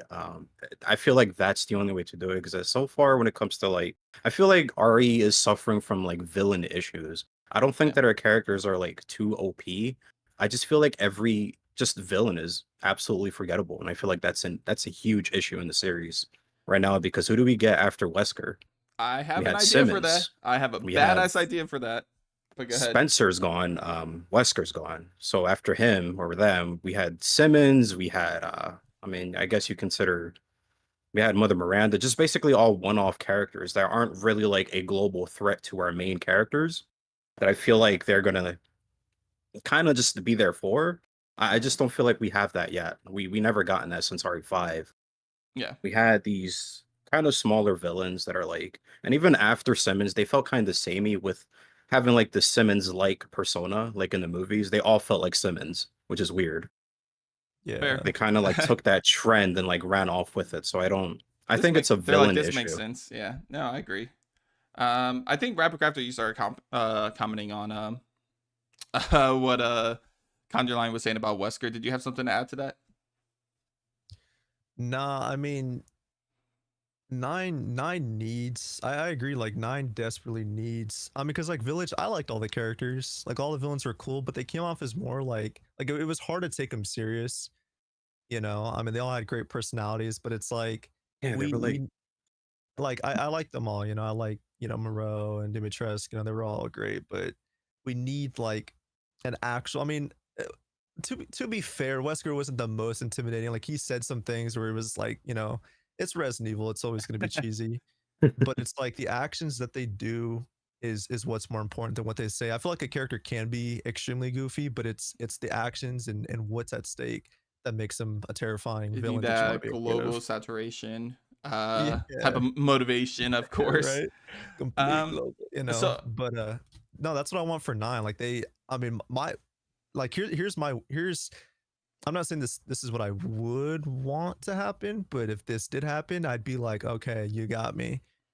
But um, I don't know. Five. Part of me still thinks Wesker's still alive, so I'm like, just bring him back. Or Spencer's not actually dead. God damn Bring it. him back. Damn it. I And knew is you were that gonna what you're say gonna that. say? That's 100% what I was gonna say. Go ahead. Yeah, like yeah. I'll let you elaborate, but yeah, bring one of those two back, basically. No, no, no. You said exactly what I was gonna say. I've done videos on this in the past. I think I've talked to you guys about it in the past. Maybe I don't remember if I told you guys directly, but some of my videos in the past, I've constantly keep bringing up the fact that what if Spencer's not dead? I mean, the fact is that Spencer has been one of the best behind the scenes villains of the franchise. I mean, he is the ideal villain of being behind the scenes because he's involved. When you think about it, he's involved with every single villain of the franchise from, starting the Wesker children. So there's Alex Wesker and Albert Wesker. He had ties to Mother Miranda, and actually she helped inspired him to follow his, and his dream of, recreating the human race and becoming the god of the human race with the next step of evolution. Obviously that kind of ties him to Evelyn in a way. He's tied to just about every single villain of the franchise in some way, shape, or form. So he seems like one of the perfect villains to have near the end of the Resident Evil saga. And yes, I understand. Wesker broke the fuck out of his neck in Resident Evil 5. I totally understand. The guy should be dead. But this is also the guy that's been experimenting on BOWs, and not just any BOWs. There's so many different versions of these BOWs that are legit, like, immortal. Like, a lot of these villains are immortal. Like, they have like attributes of being immortal. He worked with Mother Miranda, who's lived for what, hundreds of years, if I'm not mistaken. So like, you're telling me this guy that has had so much experience with all of these BOWs, all these different viruses and parasites that can potentially like make him immune, still got to the point where he became old and was easily defeated by Wesker? No, I don't buy that for a second. I think there's my insane crazy theory out there is that, and this actually kind of ties into the cliffhanger Resident Evil Village, and I think it's pretty bonkers, and I don't care because I love this theory.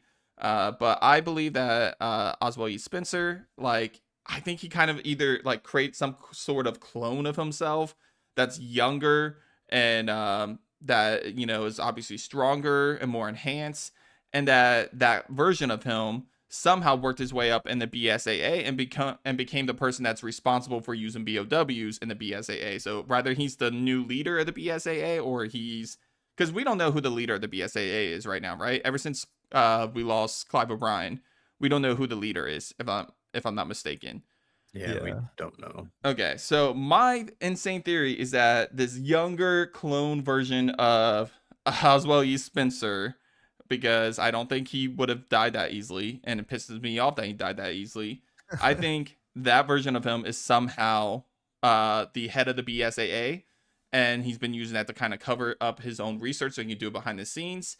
And I think he's going to be the main villain of Resident Evil 9, and if that's true, he easily can be tied into whoever. It doesn't matter who the main protagonist of Resident Evil 9 is. Oswald E. Spencer can connect to them easily. Whether that's Joe Valentine, Chris Redfield, Leon Kennedy, all of them. He's connected to all of them.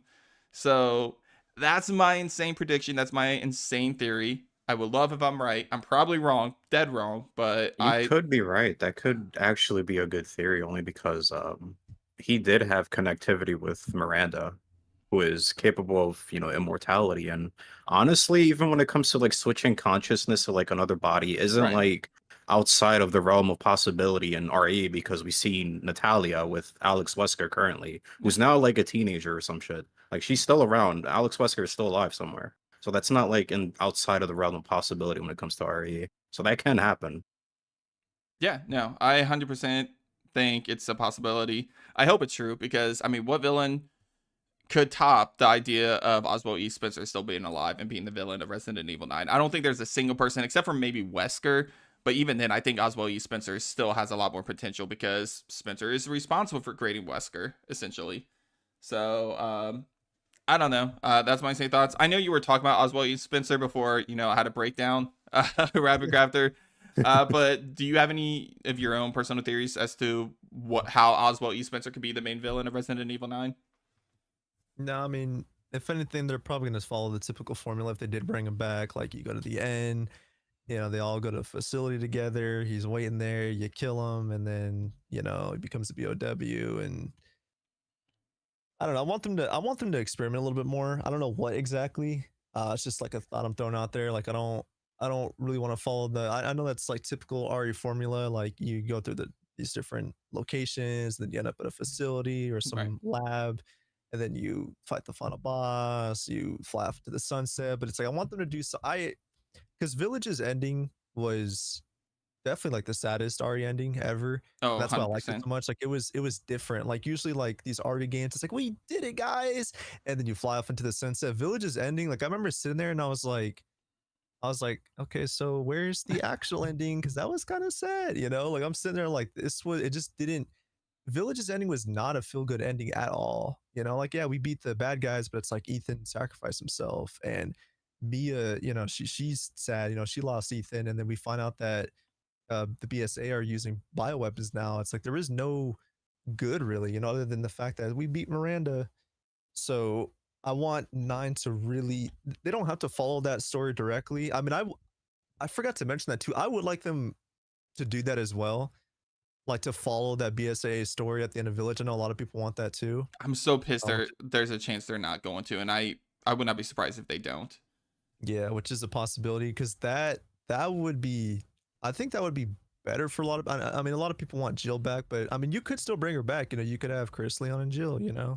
But because I mean, if they're gonna follow that story, you got to bring Jill back. Because when it comes down to BSA, like you got to bring maybe even. Thank you. I don't know. All right, I want to Rebecca, give a maybe? quick shout out to Ethan Hill coming in with the $5 super chat. Basically, Ruben is saying Spencer would have the ultimate tyrant body that would put the Abyss Tyrant and all his crazy powers to shame. Yeah, absolutely. That would be fucking awesome. Are you kidding me? Oswald E. Spencer, the creator of like basically every single virus parasite out there, essentially, literally becoming a BOW and fighting him. That would be like the ideal situation in the Resident Evil universe. It's crazy that we didn't get to do that in any Resident Evil game up until this point. But yeah, continue, man. Sorry about that. Just want to give a shout out to my boy Ethan Hill for that super chat. Yeah, I mean that'd be cool too if we find out like maybe Spencer's still alive. He has like another like a Spencer Mansion 2.0 basically. I mean he had multiple, but from the first game had some like secret mansion or something, with like traps or something. I don't know, just some mansion that he was working on behind the Give us a scenes or fifth whatever. mansion. Fuck it. Let's go for it. Yeah, Mansion. like Mansion another all the way. mansion. And then the final boss is him, and he mutates into a tyrant, like a new tyrant variant or something, like the perfect tyrant. I don't know, just I don't know. There's so many different things they can do. At this point, my brain's just like, do this, do that, do this, do that. Like I will take anything. Just don't give me RE6 2.0. That's all Don't I'm do it. asking. Don't give me another multi like campaign action heavy game that tries to please everyone. Just make again good survival horror Resident Evil game, and the rest will follow. You don't want to play as And Bruce Lee? I mean, Jake Mueller again? Oh oh god. god, please no. I'll do that when the 6th remake comes out, if they ever make one. Nice, nice. All right, guys. So let's go and jump into some Q&A. Talked enough about Resident Evil 9, or maybe we didn't. If you guys ask any questions about it, we'll of course answer any and all questions about Resident Evil 9. If you haven't already, whether you're a member in the Discord group, you can go over to the Ask Me Anything, ask any questions in the Ask Me Anything server. Any questions that you have for either myself, Rabbit Crafter, or Conjure Lion. Or if you're in the chat right now, you can ask the questions here in the chat. We'll be answering those questions as well. We're going to try to get to as many as possible. I kind of want to end it before 7 p.m. Eastern, which is in about 20-ish minutes. So we'll try to answer as many as we possibly can. So let's just jump straight into them. So let me go ahead and scroll up. In the meantime, I'm going to go ahead and ask you a question from the members Discord only group. First, while I go and pull up the chat about where the question started. But a question for one of the members, I think this is from Volk, which I believe is Wolf and Serbian. I think that's how you say it, Serbian, if I'm not mistaken. Let me know if I'm right, Volk. Anyways, he said, your guys' opinion on the news. Oh, well, we already covered that. Never mind. We'll skip that one. Which do you prefer in the Resident Evil series, the remakes or the originals? That is a dangerous question to answer. Let's go. You know what? Let's go with Conjure Lion, because I respect him so much that I think he should answer it first. So remakes or originals? What do you prefer, dude? If you want me to be honest, the remakes. No, I can't say that. Ooh. Oh, I gotta think this one through. You know It's what? actually a good question. To be honest, I feel Don't like be I scared. enjoyed the It's gonna be remakes okay. more. That's not saying the originals are bad. Are you talking about the OG games? Yeah. Or are you So talking about original as in like 7 or 8 games? no, I Probably think like he's Oh, talking OG about. games. I think Oh. he's talking about like if Ooh. you were to look at Resident Evil 1, 2, 3, and 4, Oh, so they're comparing to the okay. Resident Evil 1, 2, 3, 4 remakes, which one would you prefer? So I they're think that's what he's going 90s for. counterparts. Okay, I see what you. So they're past games. I think OGs. I like the OGs more. But I Okay. do like the. Damn, I don't know. Because I do love my survival horror. One thing that you do get in like the remakes is a lot of resources. Which I kind of do miss in the OG games, but that's not saying I don't like the remakes at all, because the remakes are freaking amazing. I love the remakes. There's just a little nitpicks I do have. But other than that, but I do prefer the OGs. And plus I'm biased because I did start off with the OG games. So Nice, nice, nice. All right, so you prefer the remakes then? no, the OGs. Oh, the OGs. The OGs. OGs, Sorry, yeah. sorry. The OGs. Okay, the OGs. All right, Rabbit Crafter, you're up next. Remakes I stand or with- originals? I stand with Conjured. Love the remakes. I mean, I've hyped those to the moon and back. I mean, even 3 remake. I'm probably one of RE3 remake's biggest, like lovers. Like I love that. It's not a great remake, but it is a great game. I've replayed it so much. I love the remakes. They're great. They're amazing. It's not like there's anything about them like, oh, because a lot of people will be like, oh, like the remakes aren't faithful. They're like wah, right? I prefer the originals for a lot of reasons. I mean, yeah, like some people might say nostalgia or like, I grew up on them, but like I think they're genuinely great games. Like because some people are like, I'll never play those games because they're old looking or their controls. If you take off those glasses, the original games are really good games. And other than maybe control/graphics, they hold up really well. There's a reason why thousands to maybe even more people still play those games to this day, because they hold up, so well in that regard. I mean, the music, the atmosphere, the boss fights, the resource management, the puzzles. Um, even the original RE4, a lot of people are like, oh, the remake RE4 sweeps the original out the water. I disagree. I think they are both great games in their own right. because there's things that the originals do that the remakes don't, and there's things that the remakes do that the originals don't. So my realistic answer is like I like them both in their own Can't cop ways, out like that. but if I had to choose, it's definitely the originals for sure. But it's not. I don't have that mentality like, oh, the originals are masterpieces and they're absolute perfect gems, 10 out of 10s, and they sweep the remakes. I don't think that's true at all. I think both the originals and the remakes have their pros and cons, and it really just boils down to what you prefer and your taste. Like for me, one of the biggest things I like about the originals more, and that's just like old games, but the save themes, RE2 for example, one of the most iconic save themes, um even 3. And it's like the only thing I don't like about the remakes is like, yeah, the music's great, but you walk into a save room and it's like it's subtle, the music's subtle, which is good for the atmosphere, but it's just that nostalgia of me. Like I miss, like for example, like RE3, that first room in the warehouse, like you walk up and the first thing you hear is just that save theme. It's just I'll never like forget. That's I don't know. I love those games. So definitely originals for sure if I had to pick. Cool. I will give my answer pretty short and simple since it's pretty much answering the same way that these two guys did. Wait, hold on. You said the original Rapid or remake? The originals. The original. That's what I thought. Okay, yeah. So I'm gonna answer the same way that these two guys did. Originals all the way. No offense to remakes. I love the remakes. RE2 remake, fantastic. RE3 remake, I like it better than most people do. RE1 remake, still one of the best games of the franchise in my opinion. I think it's my second favorite video game of all time.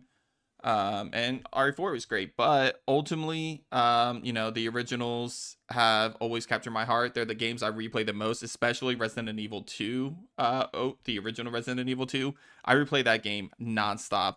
I could probably speedrun that game if I really tried to. I won't because I'll embarrass myself, but I probably could.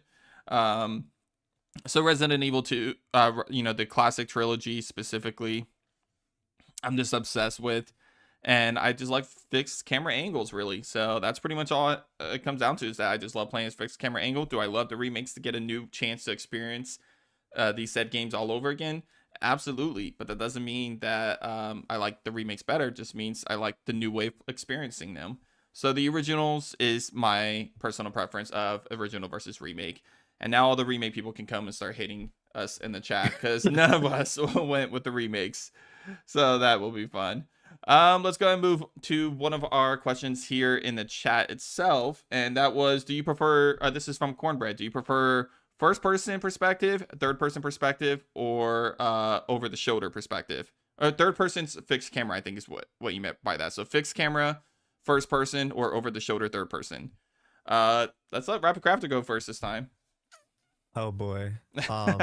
Another question that's gonna anger people or make them happy.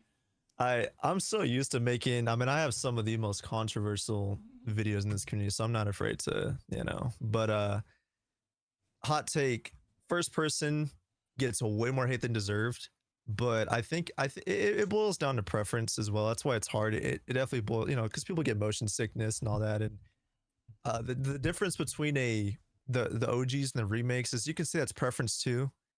That's how I feel about like the camera perspectives. Like it is preference, but in my opinion, I think every single camera perspective works well in Resident Evil equally, just depending on the game. Like RE1 remake, a lot of people blow it off. Oh, fixed camera, 10 controls, blah, the game sucks. It's a great game because again, the fixed camera angles, a lot of those, camera angles in the game, the mood, the atmosphere, the point that the game is trying to get across works well with fixed camera. And Yeah. it could work well. Like I feel like these games work well because the developers obviously come up with the camera perspective first. Because I think a lot of people think that they make the game and then they throw in the camera perspective at the end, which isn't true because that's not game design wise. That wouldn't work. If you made RE7 third person, it just wouldn't work. If you made Village third person, it works because the game's open. But even then, you can see the flaws in the game design. So I don't. It's such a hard question to answer for me because it really boils down to the game and like what type. Someone of game has a gun to your head, Rapid Crafter. You had to pick one. They want you to pick one, no matter what.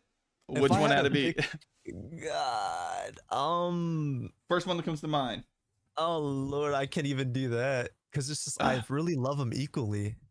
You're gonna make people more angry. All right. They're gonna get savage. If it's a day, how about this? If it's a day where I really love Resident Evil 7 first person works more efficiently than Shay. third person and fixed camera. If it's a day where I'm playing RE4 or one of the remakes, third person all the way. Because I feel like I think most people could agree, because I see this like everywhere. Like, I think if anyone made a poll, everyone loves third person the most, which is understandable because you can Yeah. see the character. It's easier to navigate. I think just mechanically and control wise, it works best.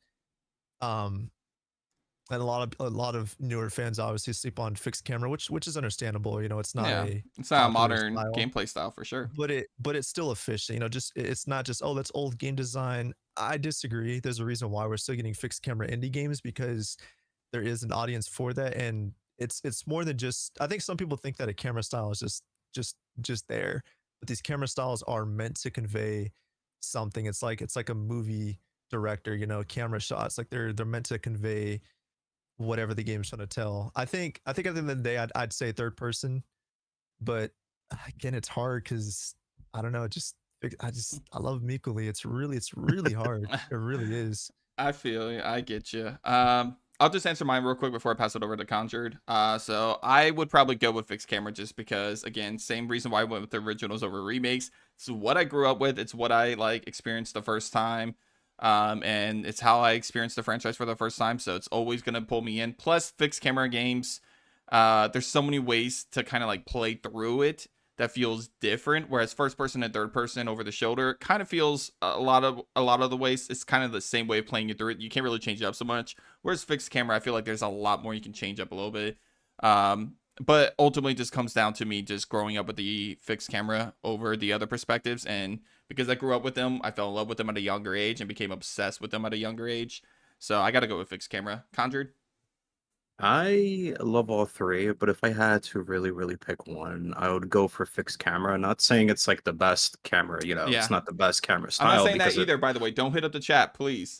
I'm not saying that's the best. It's just my personal preference. because Good. fixed camera out of the three is the most difficult one to control with because it does have a lot of Yeah. weaknesses. Like auto aiming is ridiculous sometimes. That you can literally try and shoot a zombie in front of you, and for some reason your camera will just aim to somebody else off screen that you can't see. So you can have instances like that in comparison to like third person where you actually could see the zombies in front of you and stuff. But I feel like fixed camera just gives me new perspectives from each room, and I love that.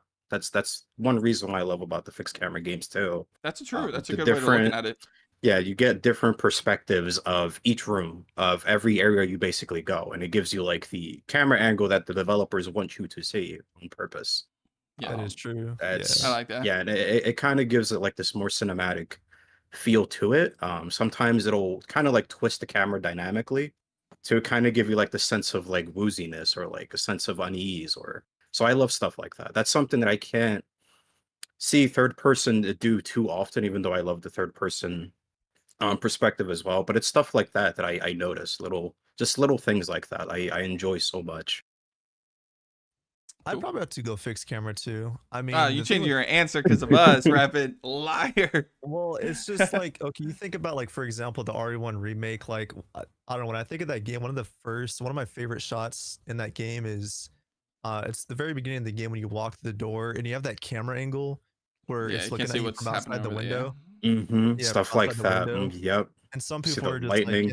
yeah, and it's like you said, third person can't, and I 100% agree. Like, third person can't capture, like, third person is really just more blockbustery, like cinematic-y, and you could say fixed camera cinematic too, but I don't know, it's just something about it that is like that is my favorite part about those games, is those specific angles where it's like it's not just there, just like, hey, here's your character. It's conveying something, like that shot is showing you, trying to give you that sense of uneasiness, like there's something staring at you from outside the windows, and you never, third person, you don't entirely get that, like RE2 remake, you get that feeling, like it's dark, it's creepy, there's something around the corner, but you play that game with the fixed camera mod, and it gives Oh, you an entirely different perspective. It's it nice. doesn't it doesn't feel like the same game, like atmospherically, because in third person you're like, all right, let me get some distance and look around this corner, but you know, like the original games with fixed camera, you know, you can't do that. You know, you hear a zombie and it's like, do I walk forward? Do I wait? Do I Is it wait, walking see if towards something me? comes? Oh my god, I love You those know, so moments. it's just, yeah, I mean, I'd have to agree. Like, I'm not saying fixed camera is the best, but I don't know, just that atmosphere is everything to me. And fixed camera, those games do that. Third person is more like cinematic, just, I don't know. They're Cool. all, like I said, they're all equally great in my opinion, but yeah, it's just, they all serve their purpose, basically. Sounds good. Sounds good. All right, let's go and jump over to Crazy Coney's question for all three of us. How do you feel about Claire shooting those Umbrella Soldiers in Code Veronica intro video? She coldly kill those guys. Does it fit her character? I mean, the reverse side of things is that they were probably going to kill her. So, I mean, I think it fits her character completely. She's going to defend herself. And she probably would have shot Chief Irons if she got the chance. So, like, I don't think Claire's as innocent as you guys might think, especially in the earlier part of the franchise. So it makes sense for her character, in my opinion. And I'm glad she did fuck all those Umbrella Soldiers up. I mean, like, the alternative would not have been a good situation for her, I don't think. Do you guys have anything to say about that? I Uh, agree. We got to remember that Code Veronica does take place 3 months after RE2. Mhm. City that got nuked from zombies, you know, all that stuff. So that's kind of fresh in Claire's mind. So I don't blame her doing what she did after finding out what she did or what she knew about Umbrella and stuff. So that's kind of, I don't blame her. I don't Yeah, think she's like a bad character or anything.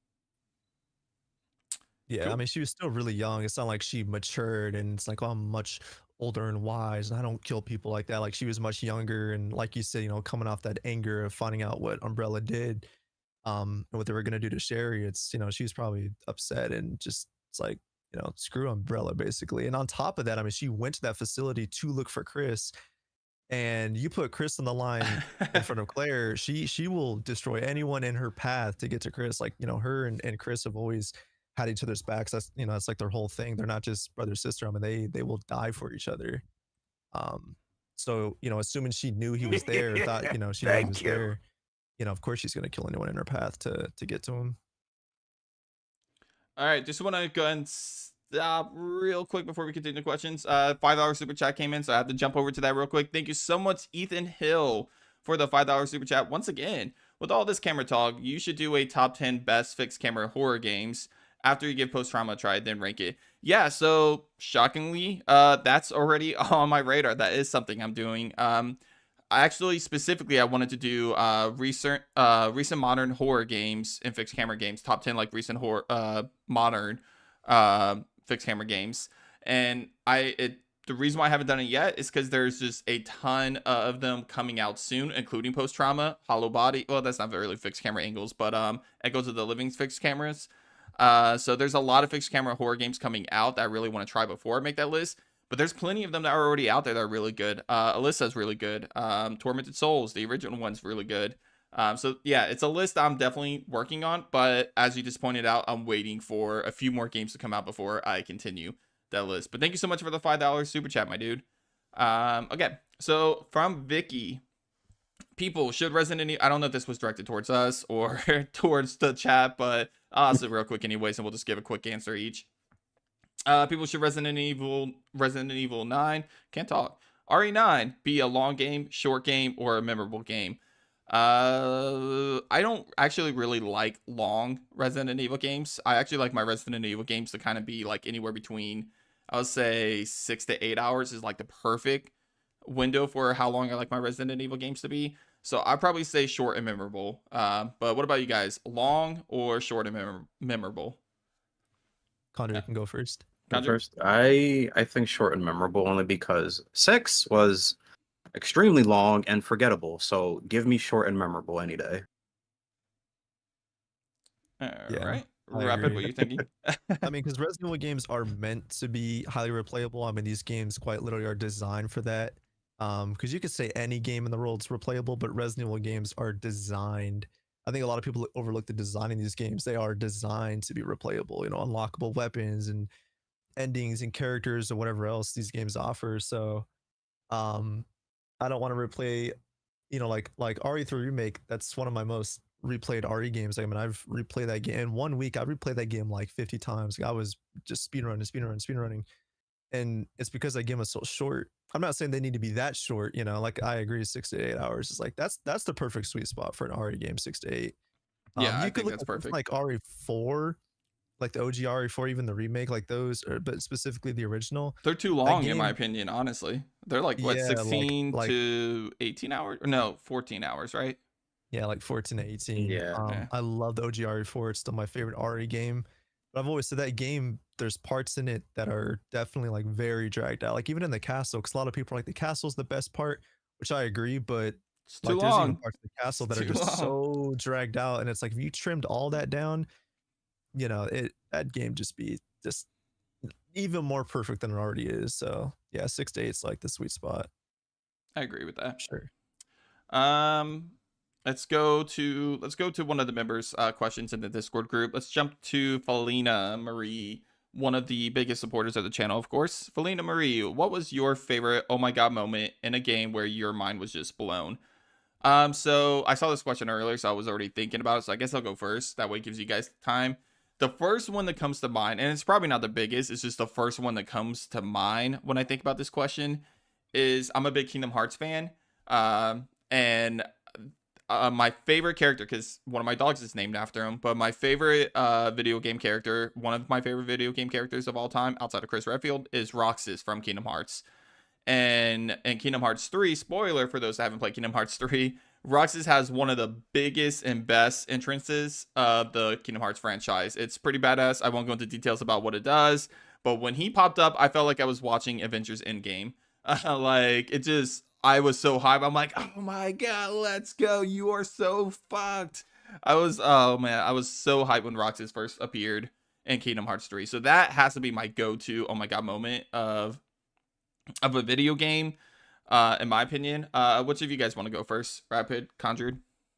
Conjure can go first again. Hey, Conjured, do you In have a one? video game in general, Yeah, it like an oh says my god, can it be like mine was um a non-horror game related. So any oh my god moment in a game where your mind was just blown. The Last of Us 2? And you know what scene I'm talking about. For Oh those yeah, who did yeah. not know, We won't go into details about that. I'm not gonna spoil it, but if you know, you know. Th- God, there's so many. I think the first one that comes to mind is Batman Arkham Knight. Um, I don't want to spoil anything either. I mean, it's a 2015 game, but uh, basically like the whole ending of that game, or even like Arkham City, which I also don't want to say has something to do with the Yeah, Joker. Those who know, but I feel like like that, that game's old, and I mean, The yeah, Last of Us 2 is still kind of recent. Plus, they have season 2 coming out, so I kind of understand hiding that. Close that's your fair. ears. You can say what you're gonna say. Close your ears if you guys don't want to hear spoilers for a Batman game that's like what, Came out in 9 years old, 2012, I think. 12 years. Yeah, so 12 years old. So 11. yeah. So go ahead, you can spoil it. All right, 5, 4, 3, 2, 1. Y'all got the stream muted. All right. Basically at the end of Arkham City, when Joker ends up dying, because it's only the second game in the series, so you're like Joker's like the main like villain. Like, you know, they're not gonna end it here, and he dies, and they're like, oh, he's gonna his eyes are gonna open up in the end credits or something, and he's dead, and it's like, and I forgot how old I was when I played that game because I played it the year it came out, but yeah, it's definitely that's definitely one of those moments because it's a big character. You know, it's not just any ordinary villain. I mean, this is the Joker, and it's like he dies. You know, it's like wow, like you didn't actually save him. So horror game wise, though, I mean, I kind of said it earlier, like with Village. I feel like Ethan sacrificing himself was definitely not something I really expected because in my mind, I'm thinking, oh, they're gonna make a third game, but it kind of just ended, you know, a story there, and I'm like, oh, wow, okay. Cool.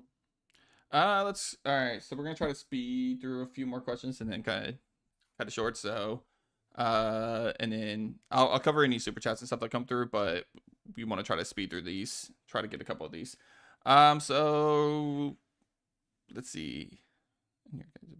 All right, let's do this real quick. I'll answer it real fast. So this is coming from Vuk once again. In your guys' opinion, which is scarier, Resident Evil trilogy, the OG, or the Silent Hill trilogy, the OG? So which trilogy is scarier in your opinion, Resident Evil or Silent Hill? Easily Silent Hill for me, guys. you know, maybe there's a little bit more jump scares in the Resident Evil trilogy, but just the atmosphere of the Silent Hill games, the body horror of the monsters in the Silent Hill games easily just kind of makes the Silent Hill trilogy overall a little bit scarier than the Resident Evil trilogy. What about you guys? I haven't played Silent Hill 1 or 3 yet, but 2 alone clears the original RE trilogy in terms of like atmosphere and horror for me. Yeah. It's I kind agree of with that. hard to judge because I'm trying to think how like I'm trying to rate them based on their consoles because it is kind of like a unfair comparison because Silent Hill did come out on like PS2 or 2 and 3 did at least, while the OGs came out PS1, so the graphics are going to be a little so the atmosphere is not going to be as, but I still think Silent Hill 2 Yeah. still kind of is scarier for the most part. So you probably go with the Silent Hill trilogy Yeah, overall. Okay. yeah, over the OG trilogy, yeah. All right, so pretty much clean sweep there. And then let's jump back to the chat with Glitchy. What up, Glitchy? This is the question. Looks like Nerd Space Games, Conjure Line, Rabbit Crafter. So for all of us, for a Silent Hill question, what Silent Hill 2 character is your favorite? Silent Hill 2 character?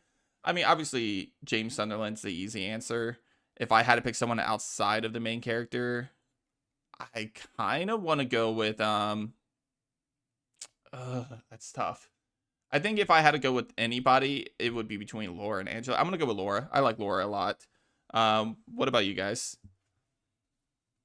Um, Because Probably. we've all played Silent Hill 2 now. You can say that now, Rabbit Crafter. So Yeah, finally. Um, yeah, that's a tough one. I don't know. To be honest, I didn't really like any of the characters. I mean, you were damn shade. Laura was this annoying little girl just like running around, and it's like, dude, like, and then like Maria and I guess if I had to pick, I'd say Laura only because she was a pain for James. This is a good reason. But yeah, if I forcefully had to pick, it'd be Laura. All right, cool. What about you, Conjured? Favorite Silent Hill 2 character without jumping to spoilers? Outside of James, I think Maria. I don't want to say why, but Yeah, I that's think fair. it's Maria. Okay, cool. Let's jump back to Crazy Coney. Rapid Nerd Space Conjured. So all three of us. Which other type of games could work for an RE game? Example: turn-based strategy, real-time strategy.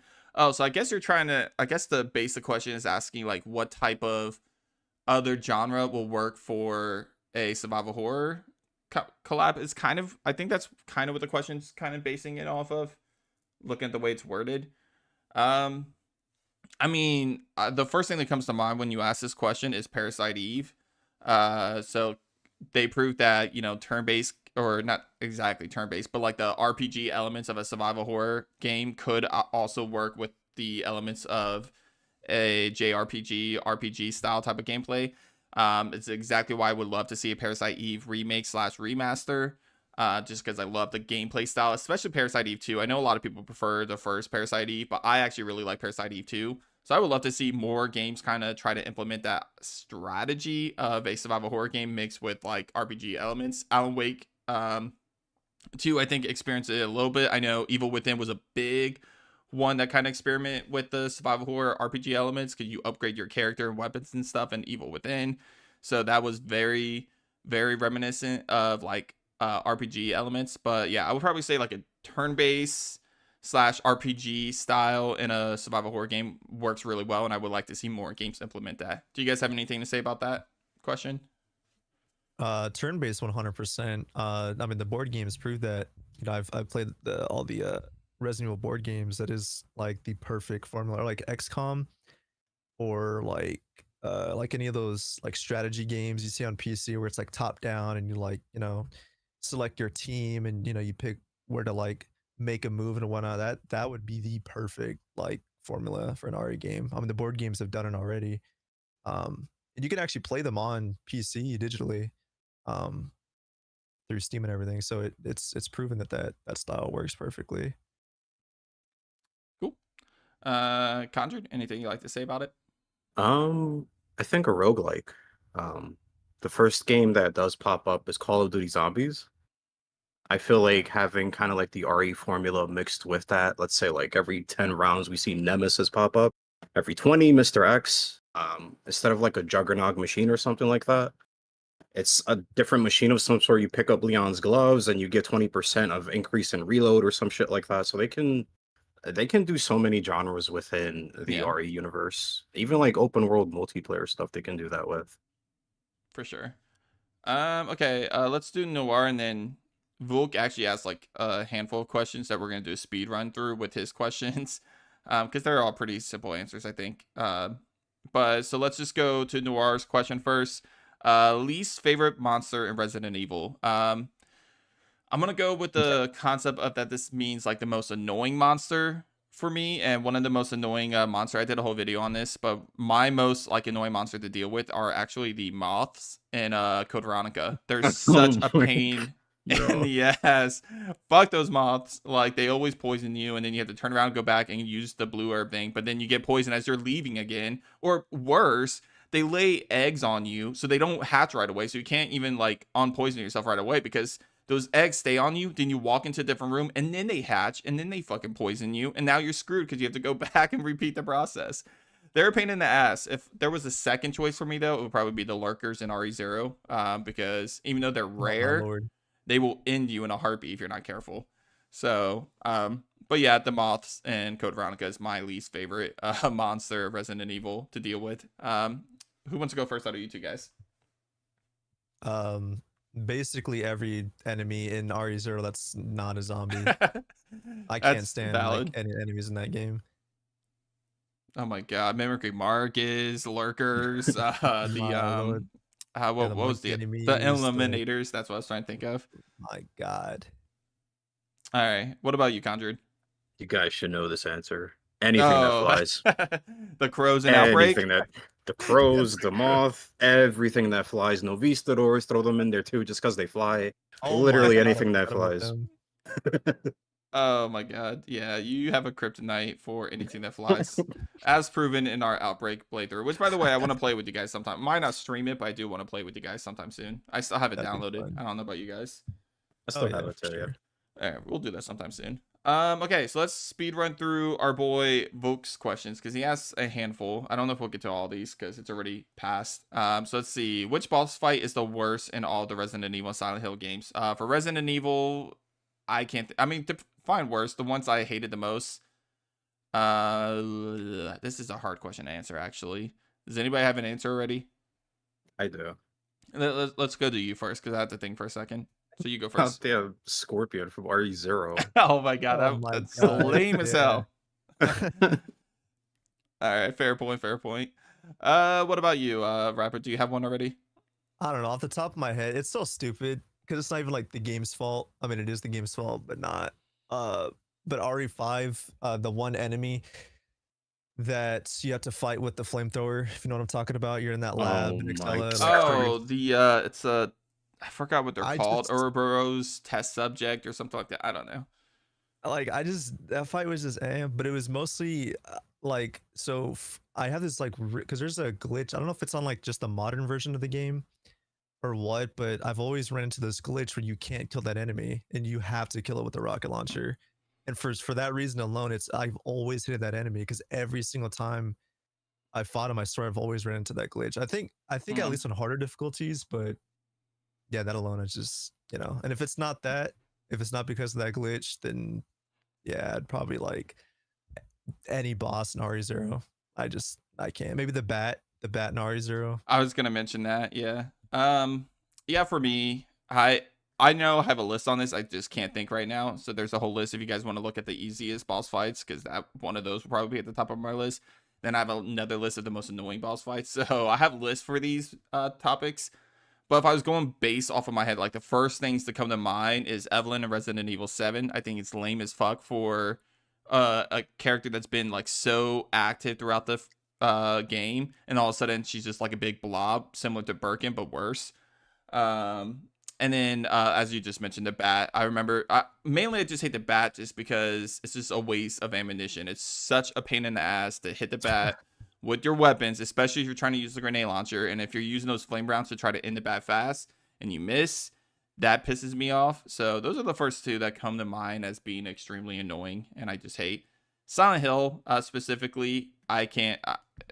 I can't even think of that right away. The first one that comes to mind is the two pyramid, specifically on hard difficulty, are the two pyramid heads in Silent Hill 2. Fighting, I mean, on normal it's totally fine, but whenever you play on hard, like that fight annoys the hell out of me. And because it takes forever, so many bullets to kill them. Yeah, same here. That first pyramid head fight in that little room, the water, I That don't one know, didn't bother me that much. It was the double pyramid head boss fight that really annoyed me. Oh my god, I forgot about that one. That Lord. one is the one that pissed me off. Yeah, Like, to no you're end. right. That one's worse. Yeah, I forgot about that one. All right. What is your most hated moment in a Resident Evil or Silent Hill game? I don't know. My most hated moment in a Resident Evil Silent Hill game. Oh, So one of you guys got an answer? I do. All right, you go first. Cargo Tyrant. Oh, yeah. Fair. Silent Hill, I would say Heather. Fighting the worm. That's just weird. But I don't. Okay. What about you, Replicrafter? The question was most hated moment. Yeah, most hated moment. A moment that you just hate in Resident Evil or Silent Hill. Oh, in Village, it's the beginning of the game when Chris busts into Ethan's house and he's doing all, he's doing too much, and then Ethan's basically like, what's going on? And he just doesn't explain what's happening at all, because as the audience, we're like, yeah, we want to know what's going on. Is Chris the villain now? And he just doesn't explain. And he talks to Ethan like a dog. Ethan, no. It's like, I hated that moment so much. I'm like, dude, for Silent Hill, hated moment. Well, you only played one game, so we know it's coming from Silent Hill 2. And I'm gonna guess. I'm gonna say it has something to do with lore, depending on based on what you said earlier. Every scene with her, at least towards like the very, I don't want to spoil nothing, but at least like towards the very end, she got less annoying. But yeah, basically the whole game, I'm just like, dude, my lord. So yeah, any scene with her, and yeah, that village scene was some. Yeah, for me, I honestly can't really think of a hated moment in the Resident Evil franchise. I guess the first thing that comes to mind is the whole situation with Helena in Resident Evil 6, about how she literally helped like Simmons essentially kill the president.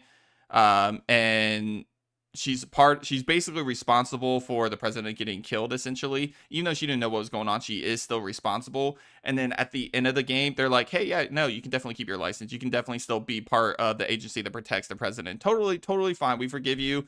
You were blackmailed. We totally understand. While I understand that, okay, fine, they don't arrest her because, she was forced to protect her sister. She's still a secret agent, basically. She's still an agent that's responsible for protecting high officials like the president. And she's responsible for the president dying, yet you're gonna let her keep her fucking you're gonna let her keep her role as an agent. That made zero to no sense to me.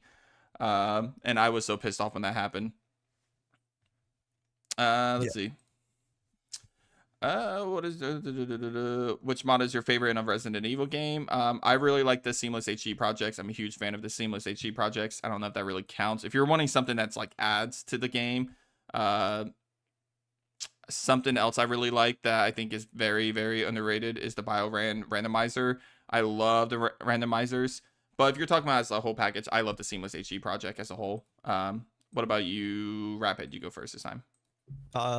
Yeah, I'd probably say the HD mods, but something that's actually game changing is probably, I think it's the World S mod. Yes, RE4. RE4. Yeah, it takes place during the night, I think. I learned that because of you. You're the one that told me about that. Yeah, I love that mod. Or that RE5 one I told you about too is really good. Night Terrors, right? Night Terror. Yeah, there's so many good mods. Yeah, graphically, the HD mods for sure. But the game changing ones for sure. World S, 100%. Nice. What about you, Conjured? I love my randomizers, 100%. Especially the RE4 ones. I love going through the village and seeing 3 Verdugos charge at me. So did wait, hold on. Did the RE4 remake BioRan randomizer release? It did? Yeah. I gotta check that out. It's been out for like a month now. Yeah, falling behind, Ruben. I gotta check out that sounds cool. All right, what is the scariest game you've ever played? For me, it's Outlast. I know that's really debatable. For the first Outlast, it scared the shit out of me. If I had to pick something else, I'll go with Alien Isolation or Resident Evil 7. But yeah, the first thing that comes to mind is Outlast for me. What about you guys? Alien Isolation for sure. Nice. What's crazy is I've never actually finished that game. I want to, but yeah, Alien Isolation, my god. The fact that the alien adapts to you as the game goes on, that's terrifying. It's fucking crazy, right? It's nuts. It's insane. What about you, Conjured? It's not really a game, but first time playing it, I was terrified. That's PT. Yeah. That's a good pick. PT was Um, scary. I'm gonna skip the longest horror game because that involves me thinking a lot, and we don't really have a lot of time, so I'll skip over that one. What is the hardest horror game you played? Again, unless you guys have a quick answer. Do you guys have a quick answer for that? Might skip over CV. that. What'd you say? Code Veronica for Oh, me. that's a good answer. Yeah, I'd probably Mhm. go with Code Veronica too. Longest horror game? Oh, hardest. Oh, hardest. Yeah, I don't have an answer. Yeah, that's fine. Do you have an answer for longest horror game? If you want to answer his RE7 on question. Madhouse first playthrough. There you go. Damn, for longest? Yeah. Hey, let's go. Okay. If I had to pick something, I'll say Resident Evil 6. That game just goes on forever. Oh God, that's If you true. count every single scenario, that game just keeps going and going and going. I think it's just on the normal difficulty, it's recorded at like 20 plus hours alone, and that's just on normal difficulty. Oh yeah, longest RE6, yeah. Hardest RE7 Madhouse. Or no, RE Village. Village of Shadows is no joke. Yeah, Hardest, longest RE6 for sure. nice. What is your favorite horror game of all time? Resident Evil 2, OG for me. What about you guys? RE4 OG. A RE1 remake. Well, we're obviously Resident Evil fans, if you can't tell. Let's see. We already answered that. We answered that. And I think that's all in the chat, too. Did I miss any in the chat? Do a quick glitchy. If you could bring back one forgotten Resident Evil character, who would it be? I don't know if she's technically forgotten because she's gotten a lot of attention in the CGI movies as of late, but I'm gonna go with Rebecca Chambers. I'm a huge Rebecca Chambers fan. I've been saying that we need her in a game, even though I don't think she should be in RE9. I would love for her to be in RE9, but I don't think she should be. I think the most likely scenario for her is to appear in like a spin-off game, Revelations 3. She was rumored for that at some point. I think Rebecca Chambers is a very underrated character in the RE franchise, and she deserves more love. So if I had to pick anybody, I would say Rebecca Chambers.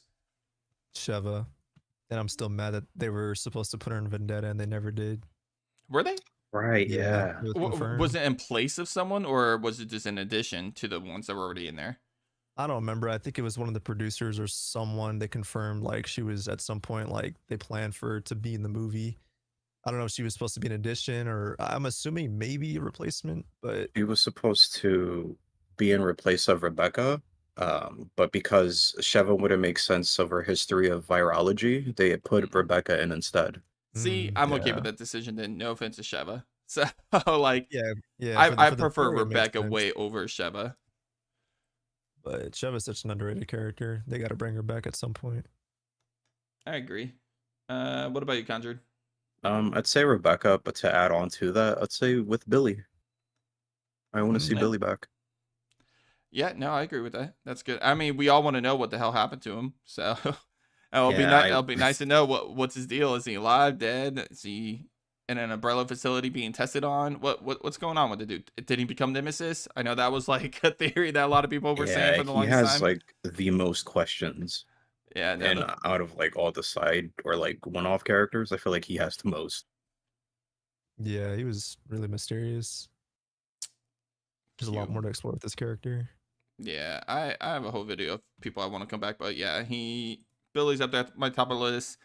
And Sheva's up there. Even Carlos is up there. Carlos is another good pick.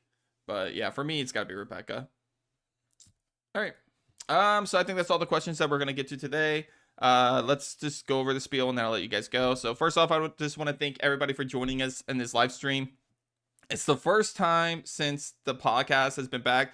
The last time I did this, guys, I had like nobody watching. I had like maybe, I mean, you guys were clearly there, but I maybe had like maybe 5 people watching at a time. at best. You know, it was when the channel was a lot smaller. So I wanted to test this whole thing out all over again now that the channel has grown so much. You know, I wanted to test and see if the podcast is something that interests you guys. This isn't something I'm going to do weekly like I used to do. This is something that one, I'll either do maybe once a month or once every other week, or I'll just do it whenever there's a lot of news going on. But I want your opinions in the chat or in the comments or even in the Discord group if you're a member. Let me know if this is something that you guys actually like this is fun, that you want to see us get together.